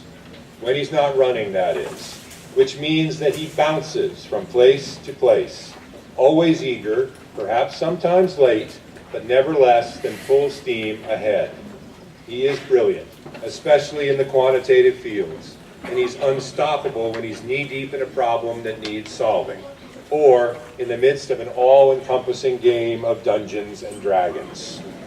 The club Keaton formed for those interested in that very game is called the Guild, which tells you something about the scale of Keaton's imagination and his interest. But even if he escapes to the world of the game from time to time, Keaton is never inconspicuous around campus. We hear his remarkable voice in our camerata, or see him sprint across campus in his neon shirts. A welcome lightning bolt of sorts, Keaton seems poised now to strike in a new and very fortunate community.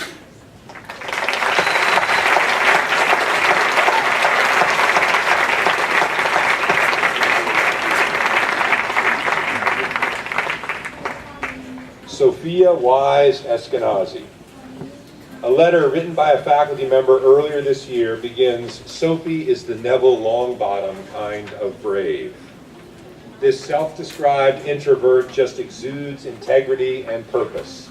And though she may well prefer to be understated or even under the radar, purpose and the people she loves compel Sophie. She engages with an issue or an individual because she is driven by the opportunity to share ideas or stand her ground or come to another's defense. Her scholarship is similarly altruistic and personal, flowing from that deep well of laudable conviction that lies within her. Even on the tech crew in the theater, where Sophie is always behind the scenes, dressed in black, we sense Sophie's light and trust her gentle guiding hand. As a colleague observed, this feminist philosopher, artistic astronomer, and problem-solving sociologist is as rare as she is impactful.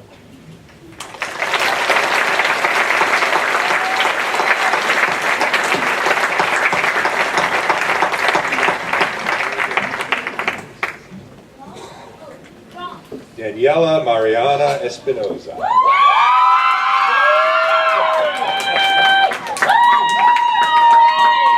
Okay. Madi can talk to anyone, literally. She is facile in several languages, so she knows the words she needs. But her connections have as much to do with posture as they do with vocabulary. Madi is simply gracious, eager to talk with others, happy to know the experience of a fellow human being. That very interest led her to start the Hispanic Latino Association at Cate, allowing her to share other cultures with this community. It has led to her prefectship as well, and to a host of service initiatives all over the world, where Madi is the consummate ambassador for goodwill. Genial as she is, though, Madi is happy to get serious, especially about her studies. She prepares relentlessly, questions thoughtfully, and commits fully. The result is a young woman whom everyone admires, at the beginning of a journey that will be full of friendship, service, and outreach.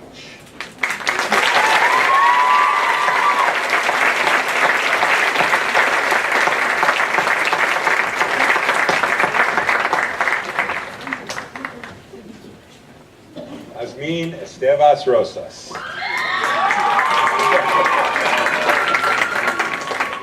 If Jazmín has had a bad day, ever, no one but her likely knows about it. She's so relentlessly positive, so unreservedly kind, so genuinely committed to her work or her friends or the service that she might offer the world that she likely never thinks about herself. At Cate, she has been a standard setter for citizenship, a leader of Round Square who shares her insight and support unconditionally, a scholar who produces remarkable work, and an aspiring physician who, of course, wants to go into pediatrics.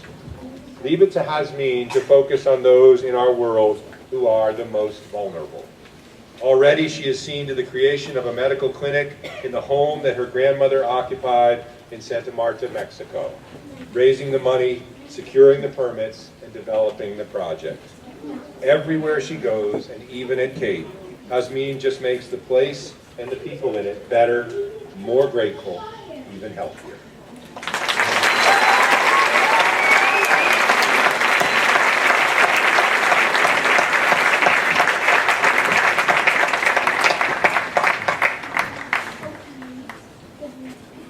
Gavin Emerson Fansler.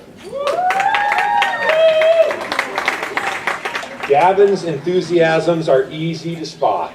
Soccer probably holds the top spot. Playing it, studying it, training for it. Gavin is relentless in these pursuits. And they landed him on our varsity team this year, the fulfillment of what seemed a lifelong dream. But he is nearly as passionate about the stage or the opportunity to sing. Discipline, creativity, and energy at the heart of all that matters to Gavin. And those are virtues Gavin possesses in quantity. But just as important is Gavin's candor, his willingness to say what he thinks and then consider another's viewpoint. He likes a good argument, and he can disagree as amiably as anyone. And thankfully, Gavin is more interested in being responsible and respectful than he is in claiming to be right. And so he has built an admirable place for himself at Cate, full of passion and accomplishment and care.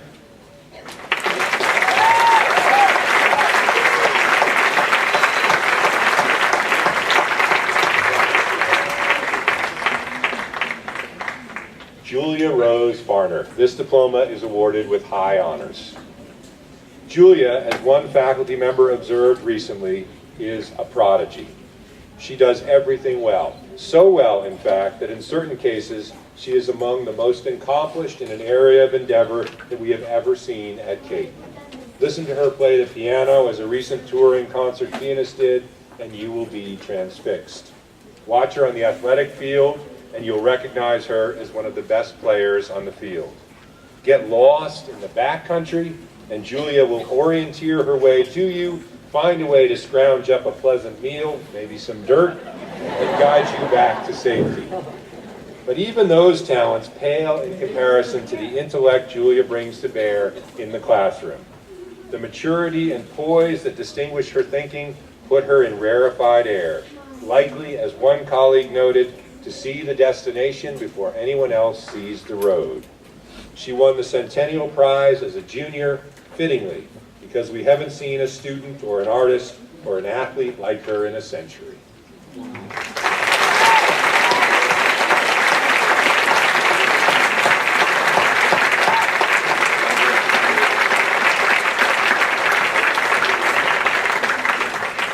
Darling Lupe Garcia, this diploma is awarded with high honors. Darling said recently, "I view my life as a series of fortunate events," and she radiates that very sense of appreciation and goodwill. But good fortune doesn't happen by accident. Darling has made her luck, worked for all that has come her way, and continues to commit to those who surround her. She's one of our most enthusiastic tutors, particularly for elementary school students in Carpinteria. She's a teaching assistant on campus as well, and a generous guide to those who need a boost or a little direction. Her remarkable scholarship is propelled by an interest in the applications of all that Darling learns.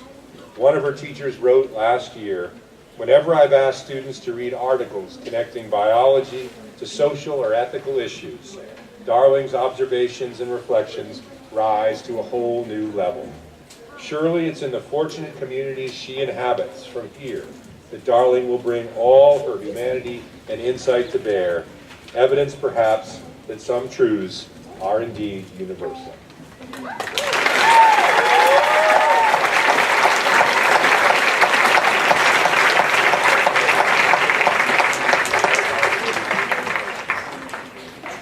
Madeline Grace Goodman.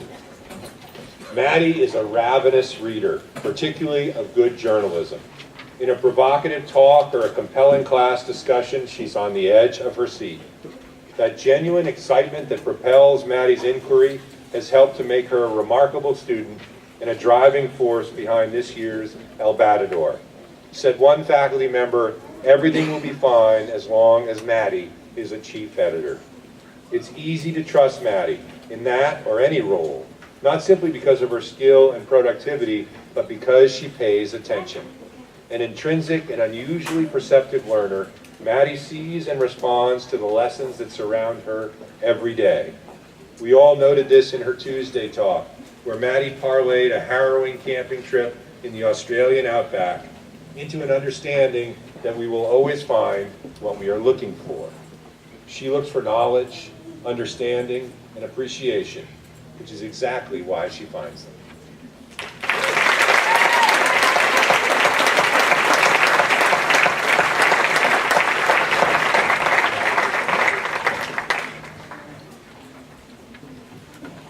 Nicholas James Henry Hildebrand. Nick's parents are Canadian and Australian, though Nick came to Cate from their home in Hong Kong. Ask Nick what that makes him, and he'll smile and say, a Californian. He is a lover of the sea, a surfer who has produced his very own line of sustainable boards made from mushrooms. Innovation comes as naturally to Nick as economics or dropping in on a daunting swell.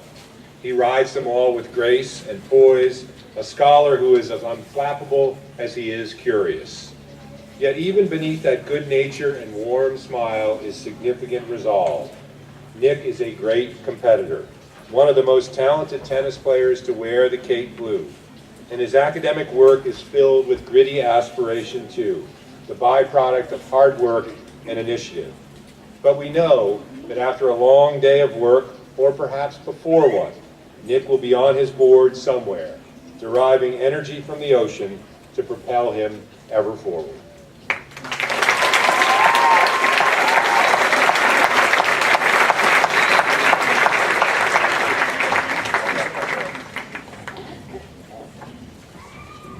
Benedict Firestone Jessup, this diploma will be awarded by trustee Cate Firestone. Ben's on.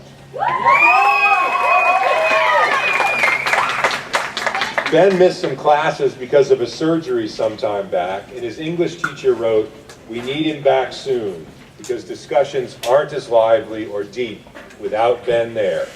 Many of his teammates in soccer or water polo or lacrosse would say the same about a Ben Jessup absence. His presence and his play are too impactful to go without.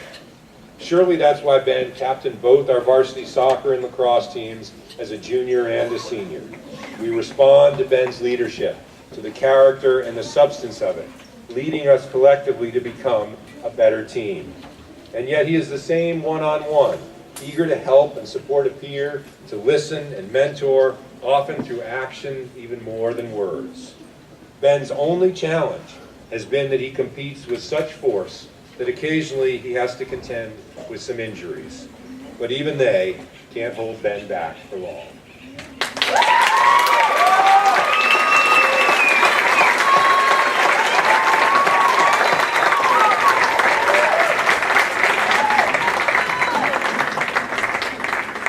Sophia Esther Johnson.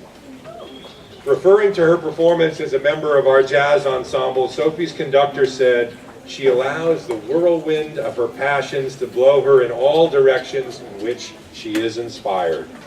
The result is not only remarkable music, but powerful scholarship, provocative art, and nuanced discovery.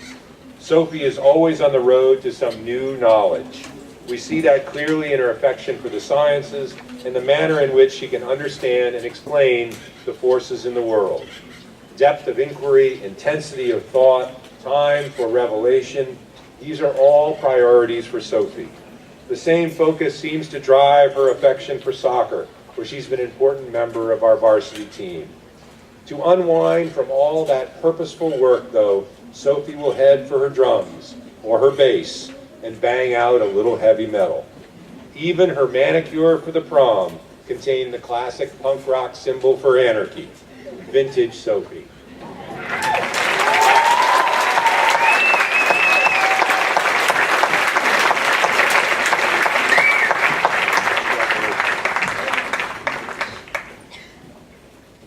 Karan Singh Kapoor.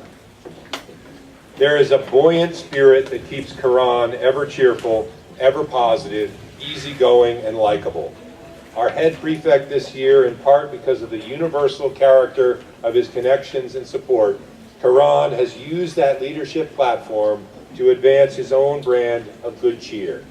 At every dance, it seems Karan is the DJ, augmenting the energy and vitality of such events. Even his wonderful mane of hair seems perpetually reaching skyward, making him appear almost larger than life. Karan is simply magnanimous with his scholarship, professing a natural disposition towards math and science, but revealing more often than not the heart of a humanist. Poetry appeals to him, perhaps because it reminds him of the lyrics to the music he so enjoys making. Whatever the cause, Karan's conspicuous humanity, there's no question it infuses everything he does with affirming compassion. It's hard to imagine better virtues in a leader.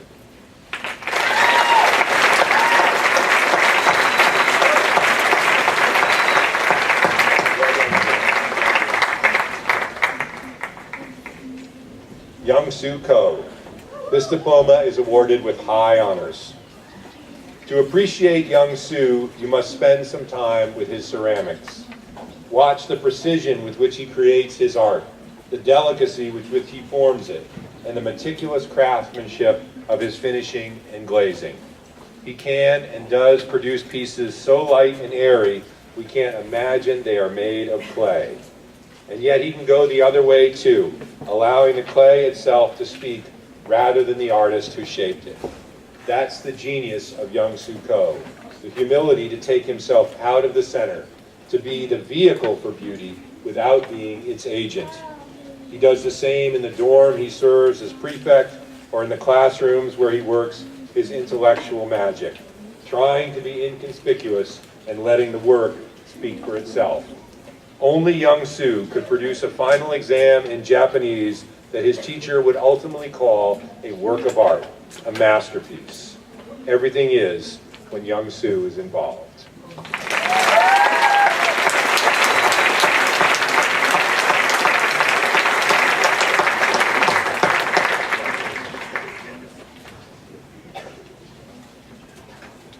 Maki Kobayashi.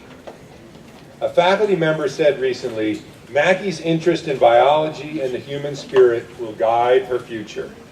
It's a distinctive combination of pursuits, born of an appreciation not simply for how we are, but who we are. Maki lives her life, frankly, like the latter is the most important question. She's a dedicated public servant, both at Cate and at the summer in the Philippines, where she works with children and volunteers with the Special Olympics. And she's a member of our athletic training team at Cate, supporting peers as they seek to return to play. Part of Maki's great compassion stems from her own life, in which she admits she's faced her share of struggle. But in that very adversity, she told us in her Tuesday talk, Maki found her strength. And that discovery has been a boon for so many who have found in Maki the strength to help them persevere too.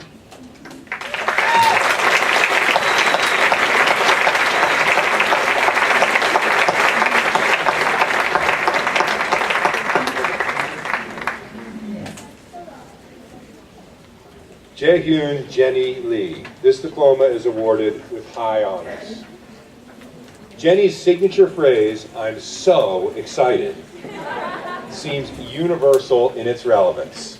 She uses it to discuss challenging math problems, a vexing scientific or ethical dilemma, or any opportunity to write.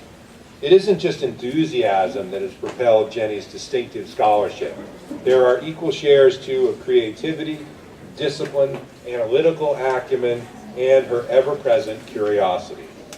Her thoughtful perspective is rendered often in these days in Jenny's photography, which reveals the unique lens with which Jenny surveys the world. Perhaps most impressive, Jenny's remarkable spirit endures despite great loss. Her resilience, in fact, is the only match for her enthusiasm, leaving all of us to wonder not simply at Jenny's strength and scholarship, but at her indomitable nature. She is reliably wonderful, clear-eyed, and inspiring every day.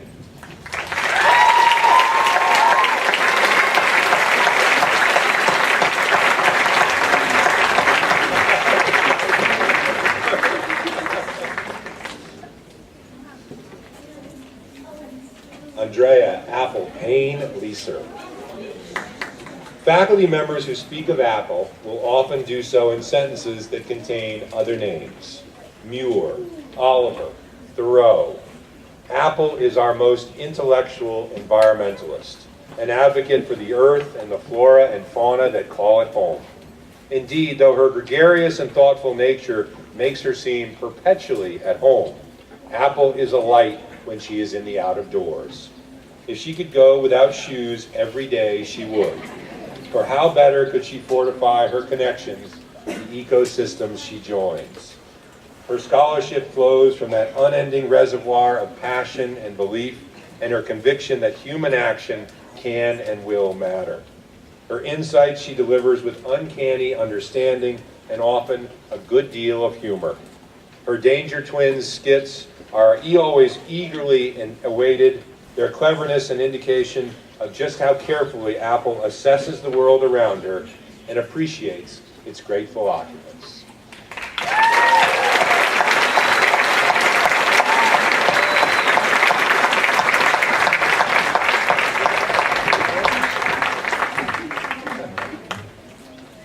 Ian Patrick Mcfarland. This diploma is awarded with highest honors. In response to a query on a college recommendation form, one of our long-serving teachers wrote, "Every so often in this profession, I get to check the box, one of the top in my career." That's Ian Mcfarland. He has been our standard setter for some time, in fact, earning accolades throughout his tenure at Cate for the quality of his scholarship in particular. Though mathematics are his forte, Ian has earned recognition in the arts as well, and for his contributions to the extracurricular life of the school. The captain of the cross-country and squash teams and one of our prefects, Ian's leadership is as distinctive as his scholarship, demonstrating not simply the scale of his ability, but his gentle and respectful bearing. As one teacher observed, Ian is our trustee of the common good, even though there is nothing at all common about him.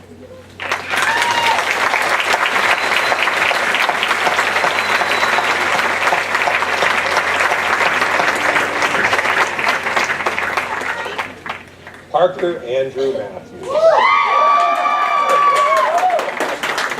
If there is something responsible that ought to be done, Parker's usually already doing it. He led the effort to donate clothing in the wake of the January mudslides. He organized the community book exchange before the holidays. On a reassuringly regular basis in assembly, he rises to explain what the garden club is growing or remind us of a community that needs our support or prepare us for a celebration of a coming moment in history. He is a student too, of course, a really good one. Insightful, inclined to depth of study, perpetually curious. And he co-captained our water polo team the last 2 years, distinguishing himself with the strength of his play and his patient leadership. But Parker's imprimatur is as conspicuous on the community level as it is on the individual one. He matters at Cate, makes us better, and reminds us ever so tactfully of our responsibilities to each other.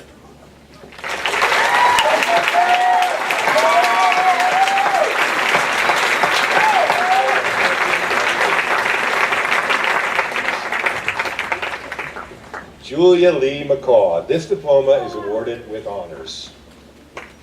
Julia is perpetually intrigued by the world and the people in it. She joins conversations enthusiastically, greets friends and newcomers warmly, seems to relish each moment, not simply for the sensory experience of it, but for its significance and its meaning. Her remarkable poetry prompted one faculty member to compare Julia to E.E. Cummings. But she's as keen with a brush as she is with her pen. Said one of our teachers, Julia loves to discover the beauty in things big and small, meaningful and seemingly insignificant, allowing her renderings to capture the uniqueness of Julia's generous vision. Teachers have stressed that Julia makes every class better for the same reason, and being the beneficiary of Julia's insight is a fortunate position indeed. Any path ahead offers promise for Julia, but the one less traveled seems her happy destiny.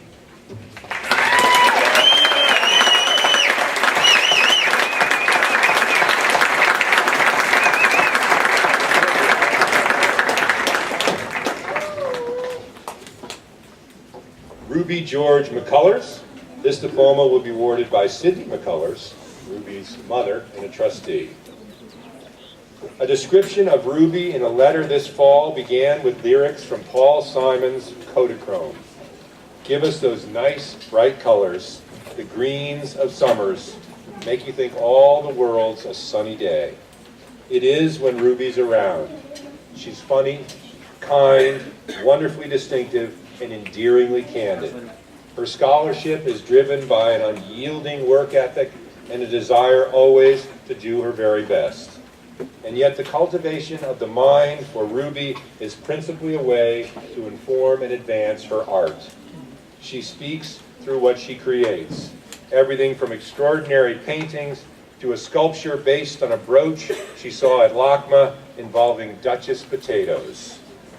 The bright colors that Ruby shows the world are not simply in her renderings, but in the changing hues of her hair, thank you for that, Ruby, and her remarkable outfits.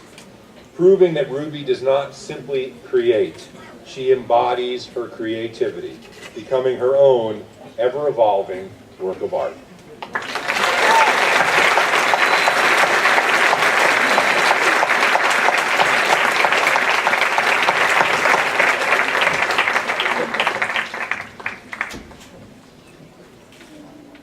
Andy McCard. Andy announced himself to this community initially through his play On the Field. His athleticism spoke for itself, which seems to be the way Andy likes it. Reserved and inclined to an economy of words, Andy lets what he does do the talking. And so we watched as his impact on this community grew, as his scholarship took form and he excelled in science and math and Chinese, as his leadership in the community became clear and he was selected to be a prefect, and as his skill on the basketball court or the football and lacrosse fields became indispensable.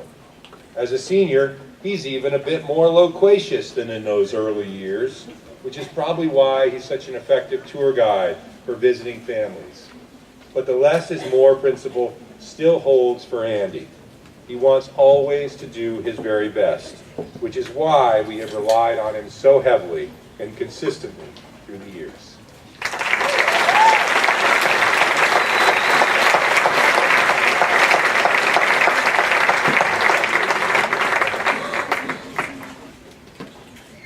Carter Holman Melnick. This diploma is awarded with highest honors. Carter's challenge is that he's so able, he never looks like he's breaking a sweat.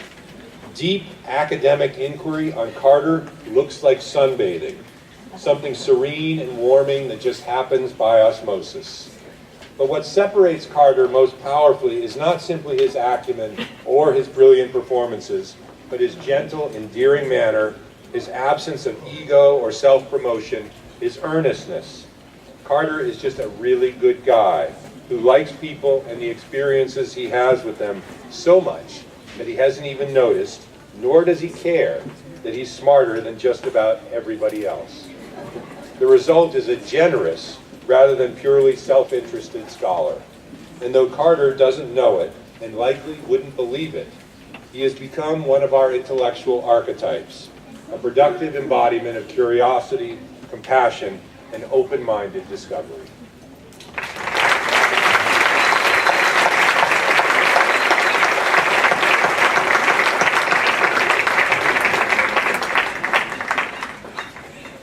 Brinkley Kennard Meyer.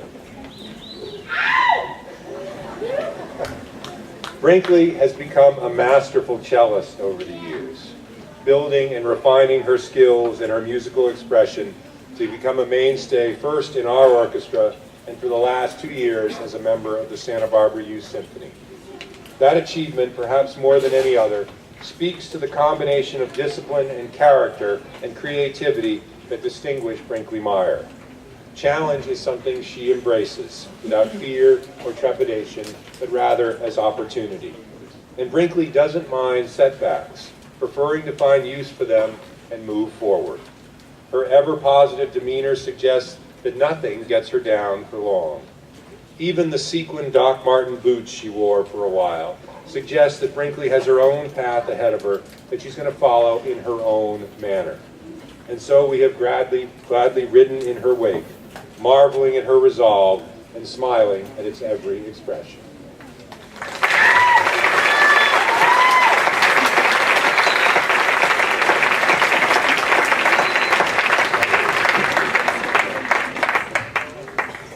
Noah Lev Meyer. This diploma is awarded with honors. Noah is happy to think big. That very thing has propelled him to great heights in the classroom and has led a great many teachers to remark on his contributions to class dialogue and the genuine character of his scholarship. It's in his art, too, particularly his ceramics, where Noah has become an accomplished carver and thrower. But it's even more conspicuous in the ideas and endeavors he comes up with on his own. Like the investment club he formed with the thought that the school might give him a portion of the endowment to manage. It was a bold play, which might well someday come to fruition. In the meantime, though, we will enjoy the work Noah has already done. The gracious way he has welcomed prospective families as our head tour guide, the thoughtful way he has pursued his dreams, and the generous way he shared them with all of us.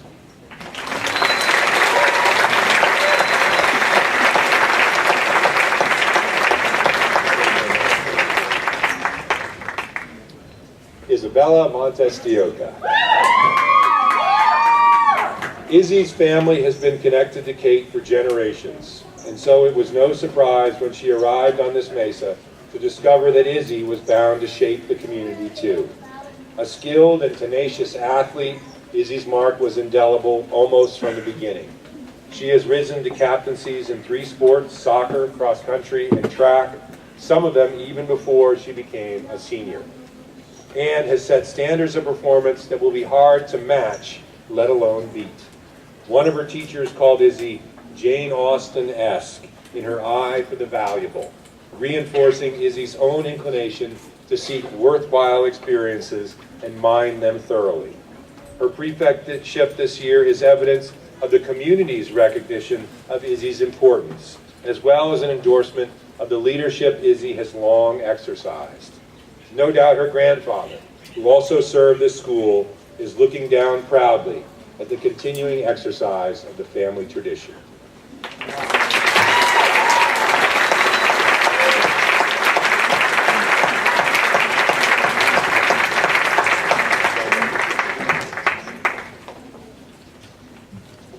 Shayla Lailani Morphy. A faculty member recently mused, you'll generally find Shayla with her camera in hand as she records the imagery that is life, capturing everyday activities with an eye towards beauty. Shayla surely does find the remarkable in the world, often in images we might otherwise overlook. But somehow her easygoing adaptability, her ability to find the nuance in things, to appreciate even the mundane, gives Shayla a perspective we could all use.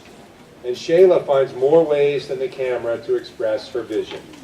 It's in the music she composes on her guitar, in her teaching assistantship in human development, in her dedication to her studies, and her commitment to her friends. Perhaps that very perspective contributes to the relatively peaceful nature of Shayla's bearing. In her seeming serenity, Shayla can see better what to capture, so the rest of the world can see too.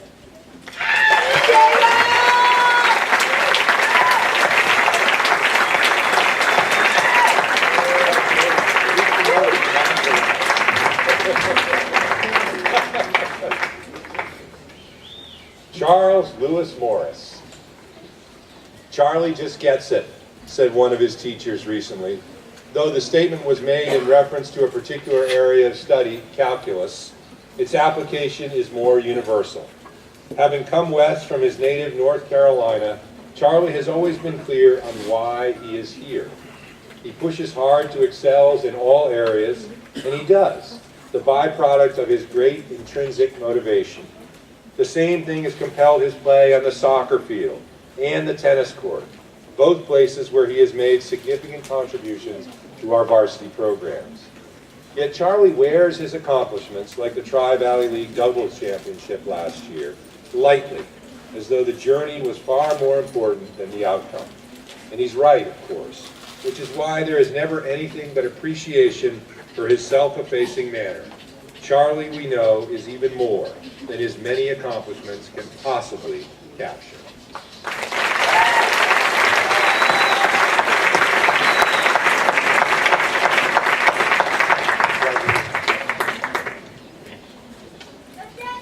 Janicing. Janice's dry sense of humor is well known, and she has authored a great many memorable statements. Her advisor will never forget the quip, "I prefer all my grades to be vowels." Or the equally entertaining, "I like dogs, but not little kids. They scare me." Janice's wonderfully clever sense of humor suits her, for it reveals her incredibly quick mind and her broad understanding. A bit of a perfectionist, Janice always sees possibilities for her improvement, but she may be the only one. And she's too busy with too many things outside the classroom to fixate on any single area of endeavor.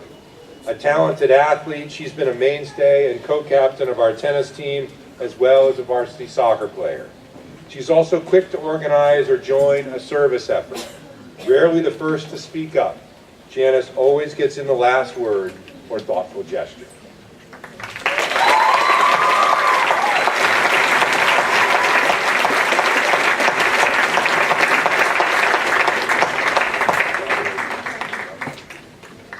Maisie Nicole Oswald. Maisie is a quantitative marvel, compelled by the life sciences and eager to dig deeper into environmental issues. But she isn't content simply to study things. She wants to live them, which is why she worked so hard to convince us to let her live off the grid on campus this year, not in a dorm, but in a yurt. She's similarly immersed in her music and songwriting, and everyone on the Mesa listens rapt when Maisie sings. Her teachers all call Maisie a true discoverer, for there is no pretense to her exploration, just initiative and interest and the possibility of some new revelation. That's the character of her citizenship too, for Maisie is truly a free spirit, unencumbered, emotive, and profoundly curious and kind. The second leg of the Danger Twins duo, Maisie is always available to make life art as well as the other way around.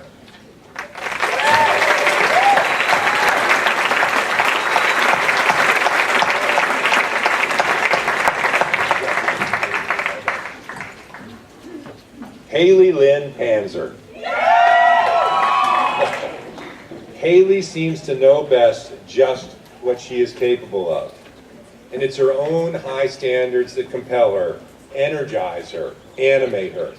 That's why she can compete with such fire and vitality, but not be consumed with the outcome of the contest. It's why it mattered so much to her to be a prefect, because she sincerely wants to be in a position to help. It's why her remarkable humor is often self-deprecating. Haley doesn't take herself or anyone else too seriously. Instead, she lives a life full of purpose and joy.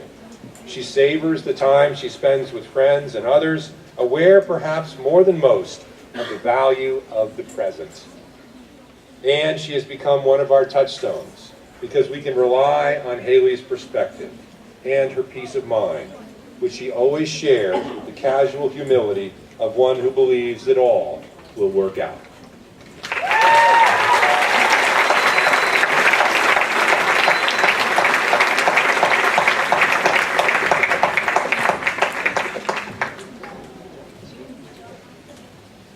Simon Benjamin Manning Parker. A colleague wrote, "Simon Parker is the person you want by your side in an emergency. He's calm under pressure, he's an excellent problem solver, and he's got years of scout training under his belt." But Simon, candidly, is also the guy you want with you when things are great. Well-read, immensely thoughtful, a decorated scholar, and a lover of language, Simon can enrich any interaction, make the time pass joyfully, and keep even the most reticent conversationalists off the sidelines and in the discourse. He might even brandish his clarinet, which he plays at the elite level, or suggest a trip to the islands with the scuba program that he leads. Perhaps that's why we've so enjoyed these 4 years with Simon, for he seems to supply, in his own gentle and distinctive way, exactly what we need at the very time that we need it.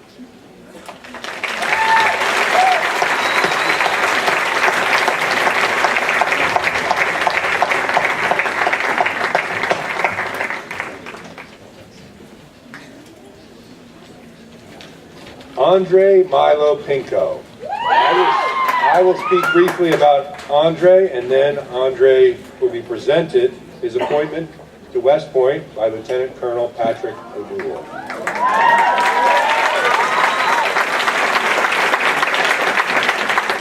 Andre Pinko can say more with a single sentence than most of us can express in a lengthy monologue.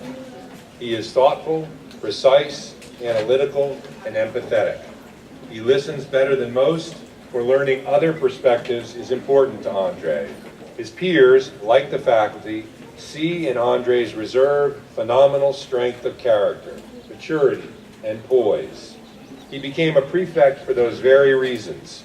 We trust he will guide us ever so respectfully in the right direction, whether he is contributing to a discussion in the classroom, mentoring a peer in the dorm, further constructing his fluency in French, or leading the water polo or swim teams in the pool. Plus, having grown up the child of a farmer, Andre has absorbed the grounded work ethic of those who work the land. So his every contribution to Cate is colored by an intrinsic desire to cultivate that which nourishes and fortifies all of us. Très bien, Andre. Très bien.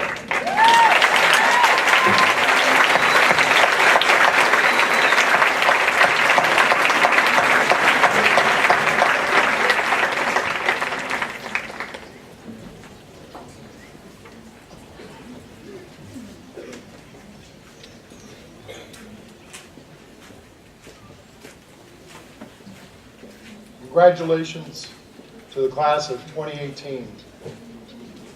Boy, it's been so long since I graduated from high school, I don't remember. The United States Military Academy at West Point is dedicated to being the premier institution for leader development. They are proud of the fact that much of the history they teach was made by the people they taught. For 216 years, the Academy has developed leaders of character for our Army who are inspired to pursue careers as commissioned officers and to a lifetime of selfless service to the nation. At West Point, these leaders will learn and live the values of duty, honor, country. A West Point scholarship is a fully funded 4-year college education with a value in excess of $400,000. One student here today has proven himself exceptional in academic, leadership, and physical abilities. He's worked hard during his high school years. To his parents, who have instilled in him the strength, courage, and dedication to excel in all that he has done, we commend you. It gives me great pleasure to present him with an appointment to the United States Military Academy at West Point, New York, and it is with much dignity and honor that I announce the newest member of the long gray line of the Corps of Cadets, to Andre Pinko.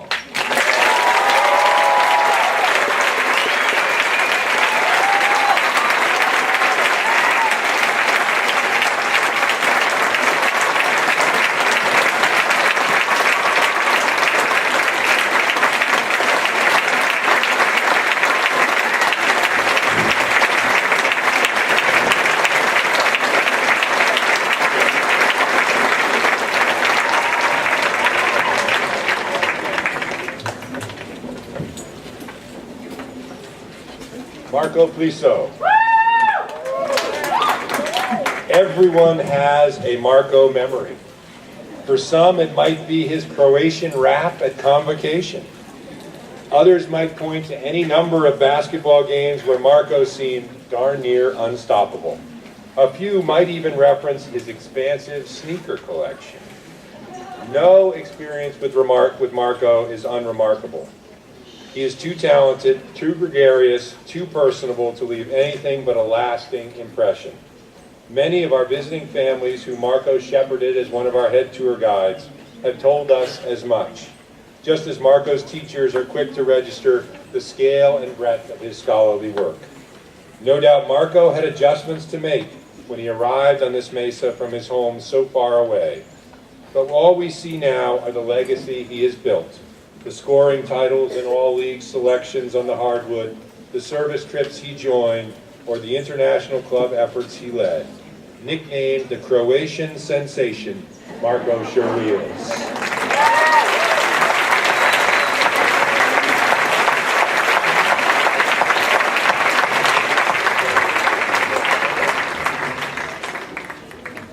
Sakna Jara Buso Pui. Said a faculty member recently, by the spring of her freshman year, Jara was ready to join the cast of the school musical, and she hasn't stepped off the stage since. Her voice has given depth and character to virtually every dramatic performance. Her musicality has energized every concert or avocado festival gig. She's even met us with song a number of times when we arrived for assembly. Yet Jara, for all her star-quality gifts, seems just as content behind the action, capturing it with her camera or preparing a film in the editing room. She's a student of expression, certainly, and among the most generous of our community members, eager always to lend a hand or help someone in need. Challenge, hard work, high expectations, these things inspire Jara, galvanize her commitments, and with her help, have revealed the remarkable talent that she has and that she is.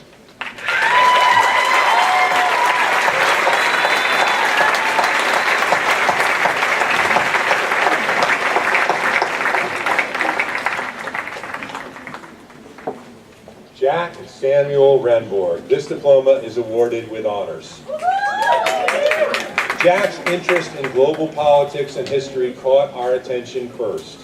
Having spent 7 years in Hong Kong, his perspective on the world and its peoples was already enticingly broad and fair-minded. He jumped into our Model UN program right away, a perfect fit given his aptitudes and interests. But he was just as quick to engage in other areas of life and work. Something of a Renaissance thinker and communicator, Jack has served for 2 years as the academic representative to the Curriculum Committee, where his insights into the student experience and learning in general are immensely valuable. Personally inclined toward the big questions, Jack stayed true to form in his inquiry project on big data, proving in his culminating presentation to be not only a powerful scholar, but a compelling and enlightening teacher. Next up, surely a big future.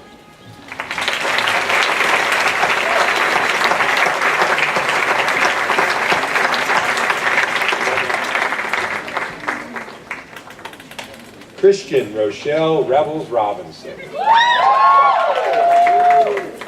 There aren't enough hours in the day for anyone else to accomplish what Chrissy manages on a regular basis. This precocious, multi-talented, broadly engaged student of the world seems determined to make every moment productive, impactful, worthwhile. Her teachers laud Chrissy's ability to connect her scholarship to the life she leads, a commitment that led Chrissy in her junior year to spend a semester at the School for Ethics and Global Leadership in Washington, D.C. Since returning, in addition to serving as a prefect and a class senator, a tour guide, and a Cate Headmaster, Chrissy has been actively involved with organizations like Habitat for Humanity, Human Rights Watch, and Indivisible Carpinteria. If there is something worthwhile to be done, Chrissy is likely to do it, always with that characteristic optimism tinged with powerful conviction.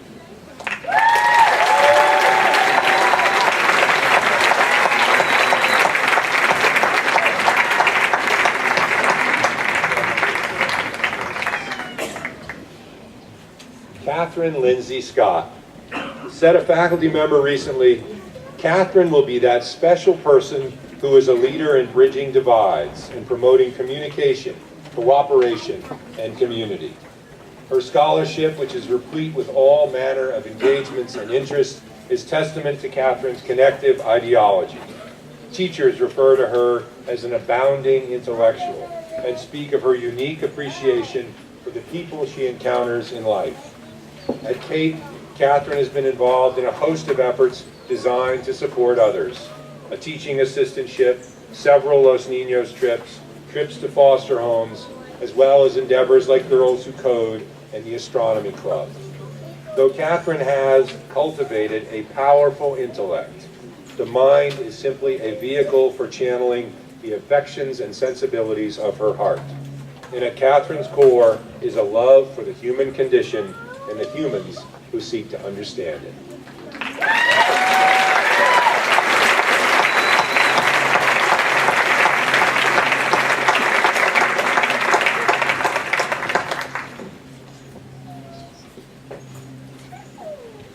Charles Scher. This diploma is awarded with highest honors. An award-winning work of art that Charles produced as a sophomore revealed the breadth of his genius. The self-proclaimed physics geek was clearly far more, a truth that Charles has confirmed ever since. He became our student body president on the strength of his earnest virtue and on the extremely catchy Shervons.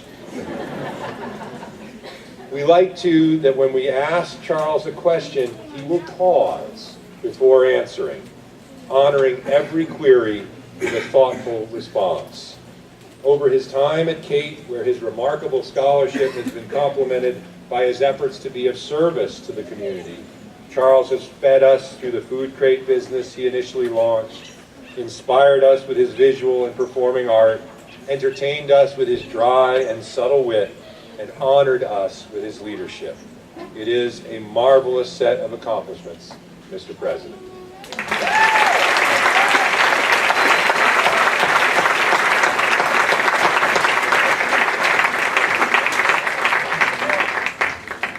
Joe Anthony Silva.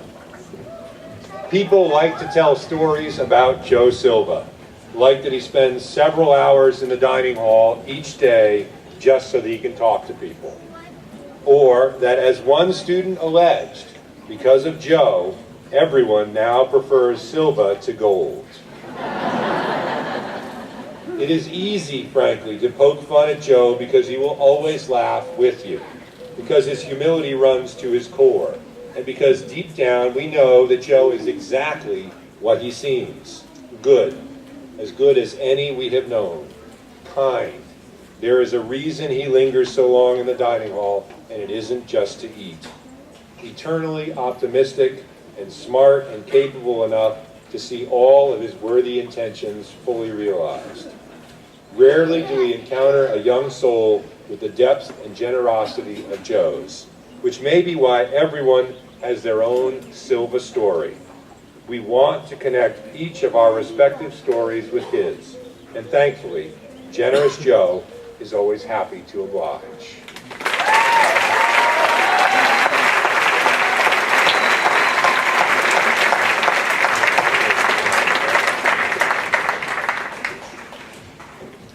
Mariam Sulaiman.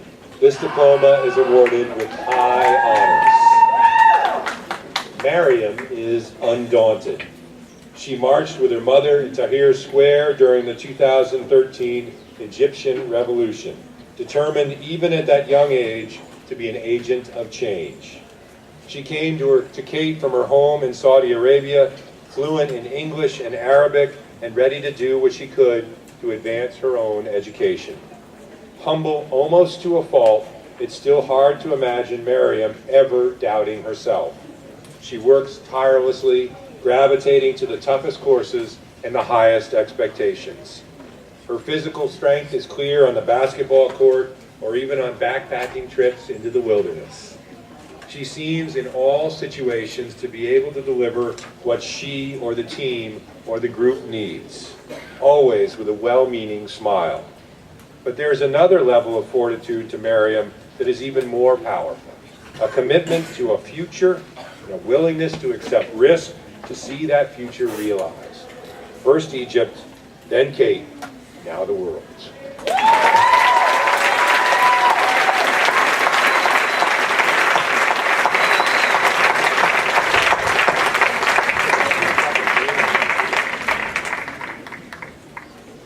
Isabelle Winlock Sorensen.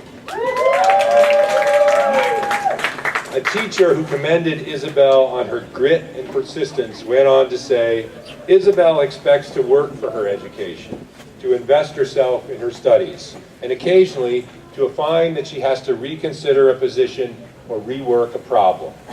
In such fashion, she has built an admirable character to her scholarship and demonstrated the resolve that leads to real discovery. Isabelle has also, thankfully, been an agent of our community's learning, leading our women's forum and catalyzing important dialogue on the culture that we must continue to construct, both at Cate and in the world beyond. Activism of a sort comes naturally to Isabelle, appeals to her clear sense of right and wrong, and benefits from her intrinsic determination. True, she's happy to leave the community of people on occasion to enjoy the backcountry and the out of doors, but she always returns refreshed and ready for the next step to be taken or responsibility to be fulfilled.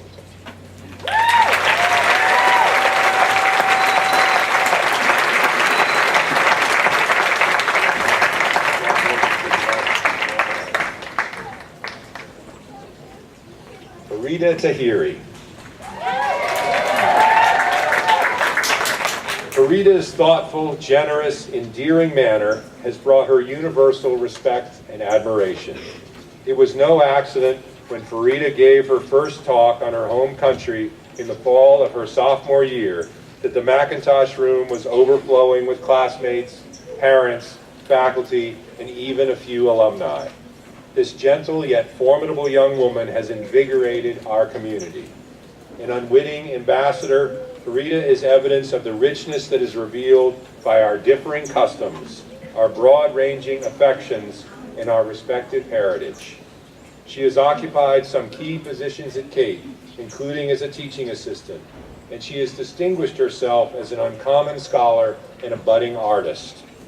But we trust equally in what she will be, an aspiration revealed that very first year on our mesa, the very first female president of Afghanistan. What a fortunate destiny for Farida and the world.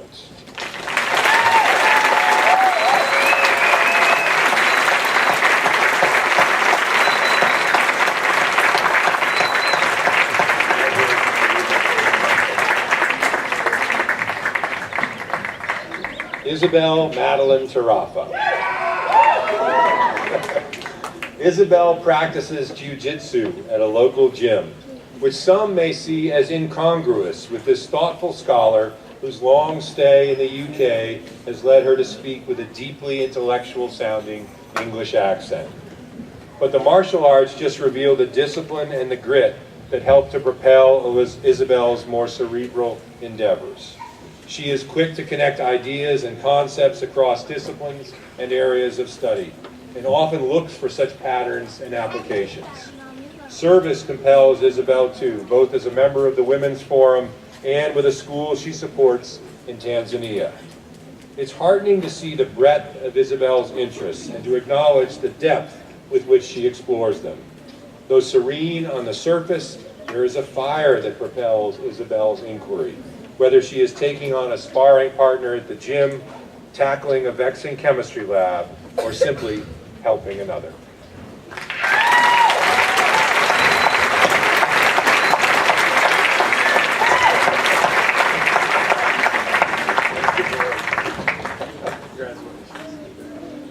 Joseph Thomason.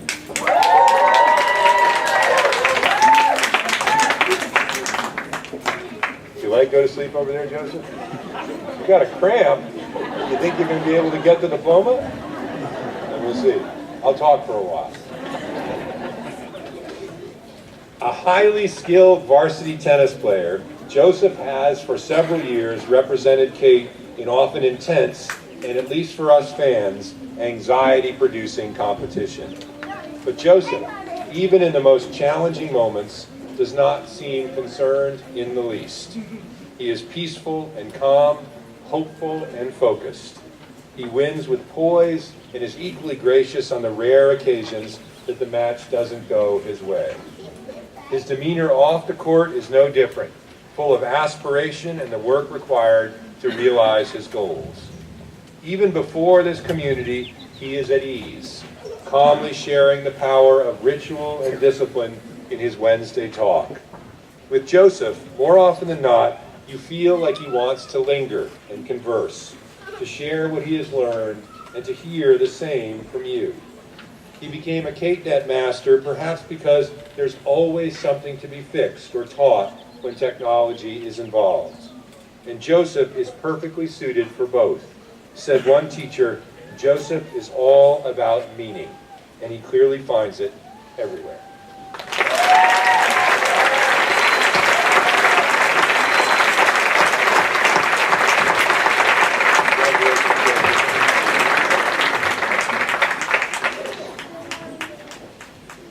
Kirill Van Skendel. Kirill's greatness at Cate could easily have been contained to his running. A brilliant and disciplined endurance athlete, Kirill was setting records within weeks of setting foot on our mesa, and he's become one of the greatest runners ever to attend Cate. And yet Kirill was not content to be exceptional only as an athlete. He invested himself in everything else with equal vigor and interest, revealing a level of inquisitiveness that proved insatiable. Kirill is the first one down the rabbit hole, looking for answers to the most challenging questions. He became a prefect too, and our most consistent and entertaining advocate for sustainability and environmental responsibility. Though his running already put Kirill in rarefied air, his leadership and scholarship and citizenship ultimately took him there too, revealing in the words of a colleague why Kirill is a true and powerful role model.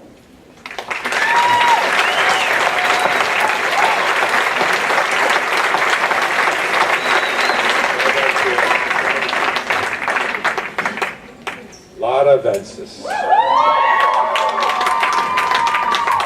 Lada's genius is evident in her affections. She loves art and has produced stunning two-dimensional work. She loves writing and was one of the winners of our school-wide contest last year. She serves as a prefect, offering dedicated and compassionate support to the underclassmen in her care. And she loves basketball, and in particular, the Golden State Warriors. We're all praying for her. Never one to leave any important responsibility unfulfilled, Lara loves service too.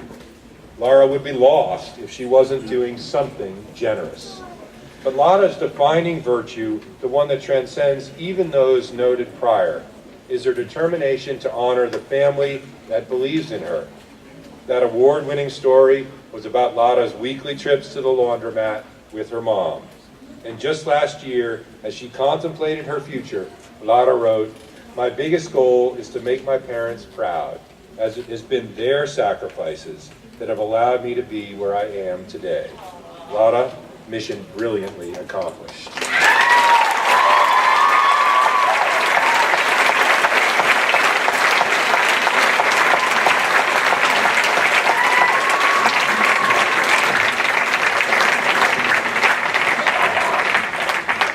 Margot Sinclair Vitals.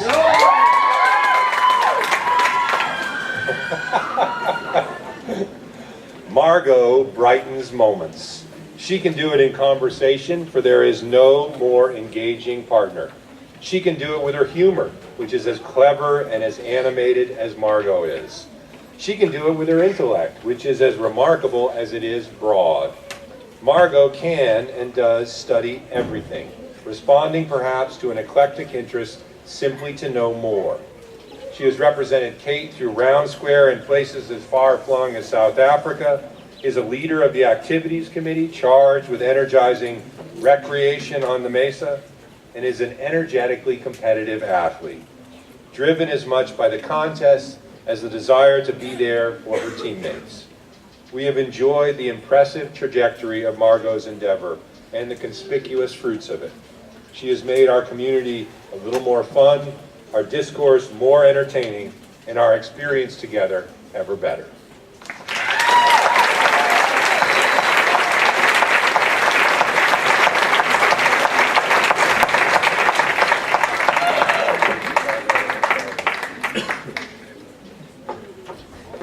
Brielle Bertea Walker. This diploma will be awarded by former trustee Barrett Walker, class of 1984, and Bree's mother. A colleague wrote recently, "You don't just know Bree Walker, you experience Bree Walker." It's her energy. You can feel it as she's walking your way, the happiness, the vitality, the goodwill. She's a head tour guide this year and a remarkable resource for prospective families. She even served as a student chair overseeing Grandparents' Weekend, which under her direction went famously. She has honed her scholarship too, crafting an impressive legacy of growth and commitment. And she is one of our best lacrosse players ever, commanding the field of play with her speed, her skill, and her savvy. Teammates are made better by Bree, and opponents go weak in the knees in the face of her play. She has even taken her love of the sport to Carpinteria, where local kids line up to learn from Bree. We can't imagine a better teacher.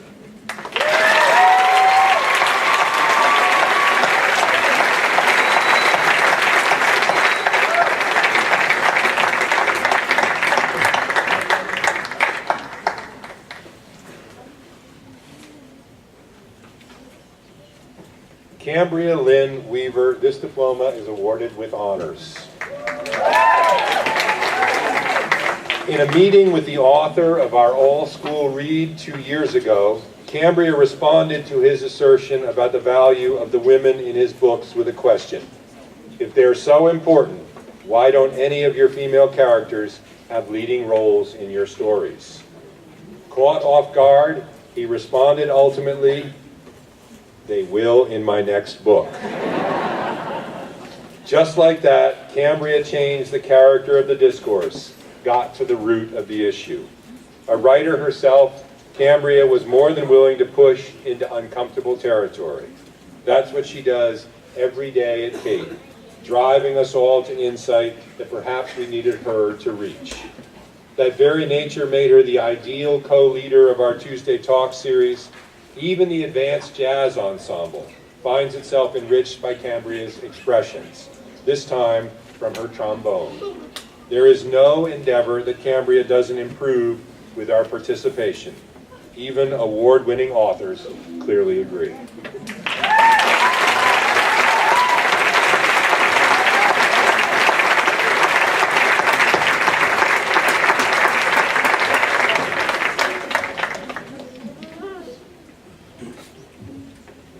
Yoja Rose Shi.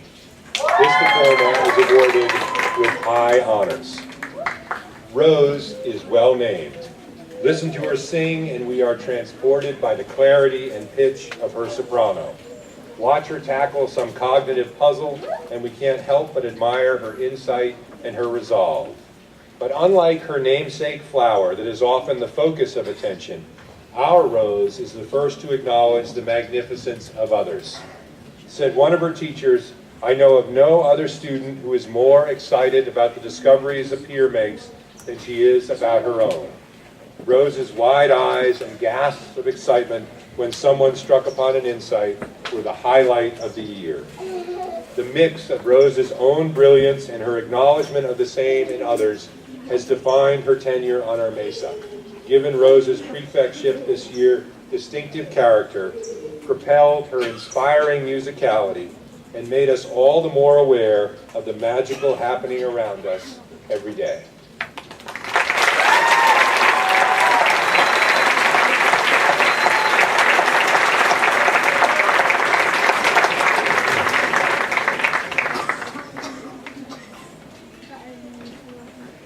Eric Yee.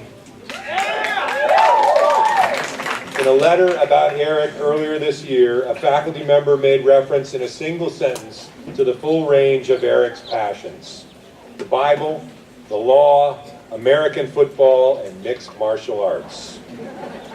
The only things he left out are Eric's ubiquitous freestyle rap and his clear love of language. It's the constellation of those very interests and aptitudes that have given character to everything that Eric does on campus. He's a joiner by nature, someone who enjoys the camaraderie of a team or a class or a group of friends. He loves a good contest too, whether it's a physical matchup on the gridiron, a sport in which he is so imposing a lineman that his teammates and coaches call him Titus, or a battle of wits across the Harkness table. His faith too, and his fascination with the law reveal Eric's interest in principle and practice, in maintaining standards, and in seeking the best in himself and in others.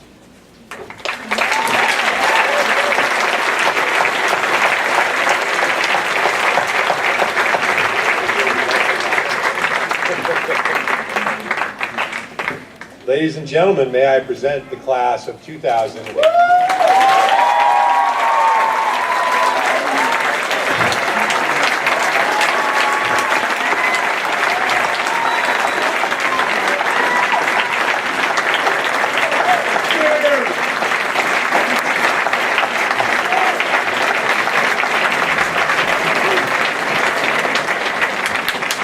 The faculty will now rise and form a receiving line to my right. The rest of you are welcome to greet your graduate when they reach senior lawn in just a moment. Mr. Connect.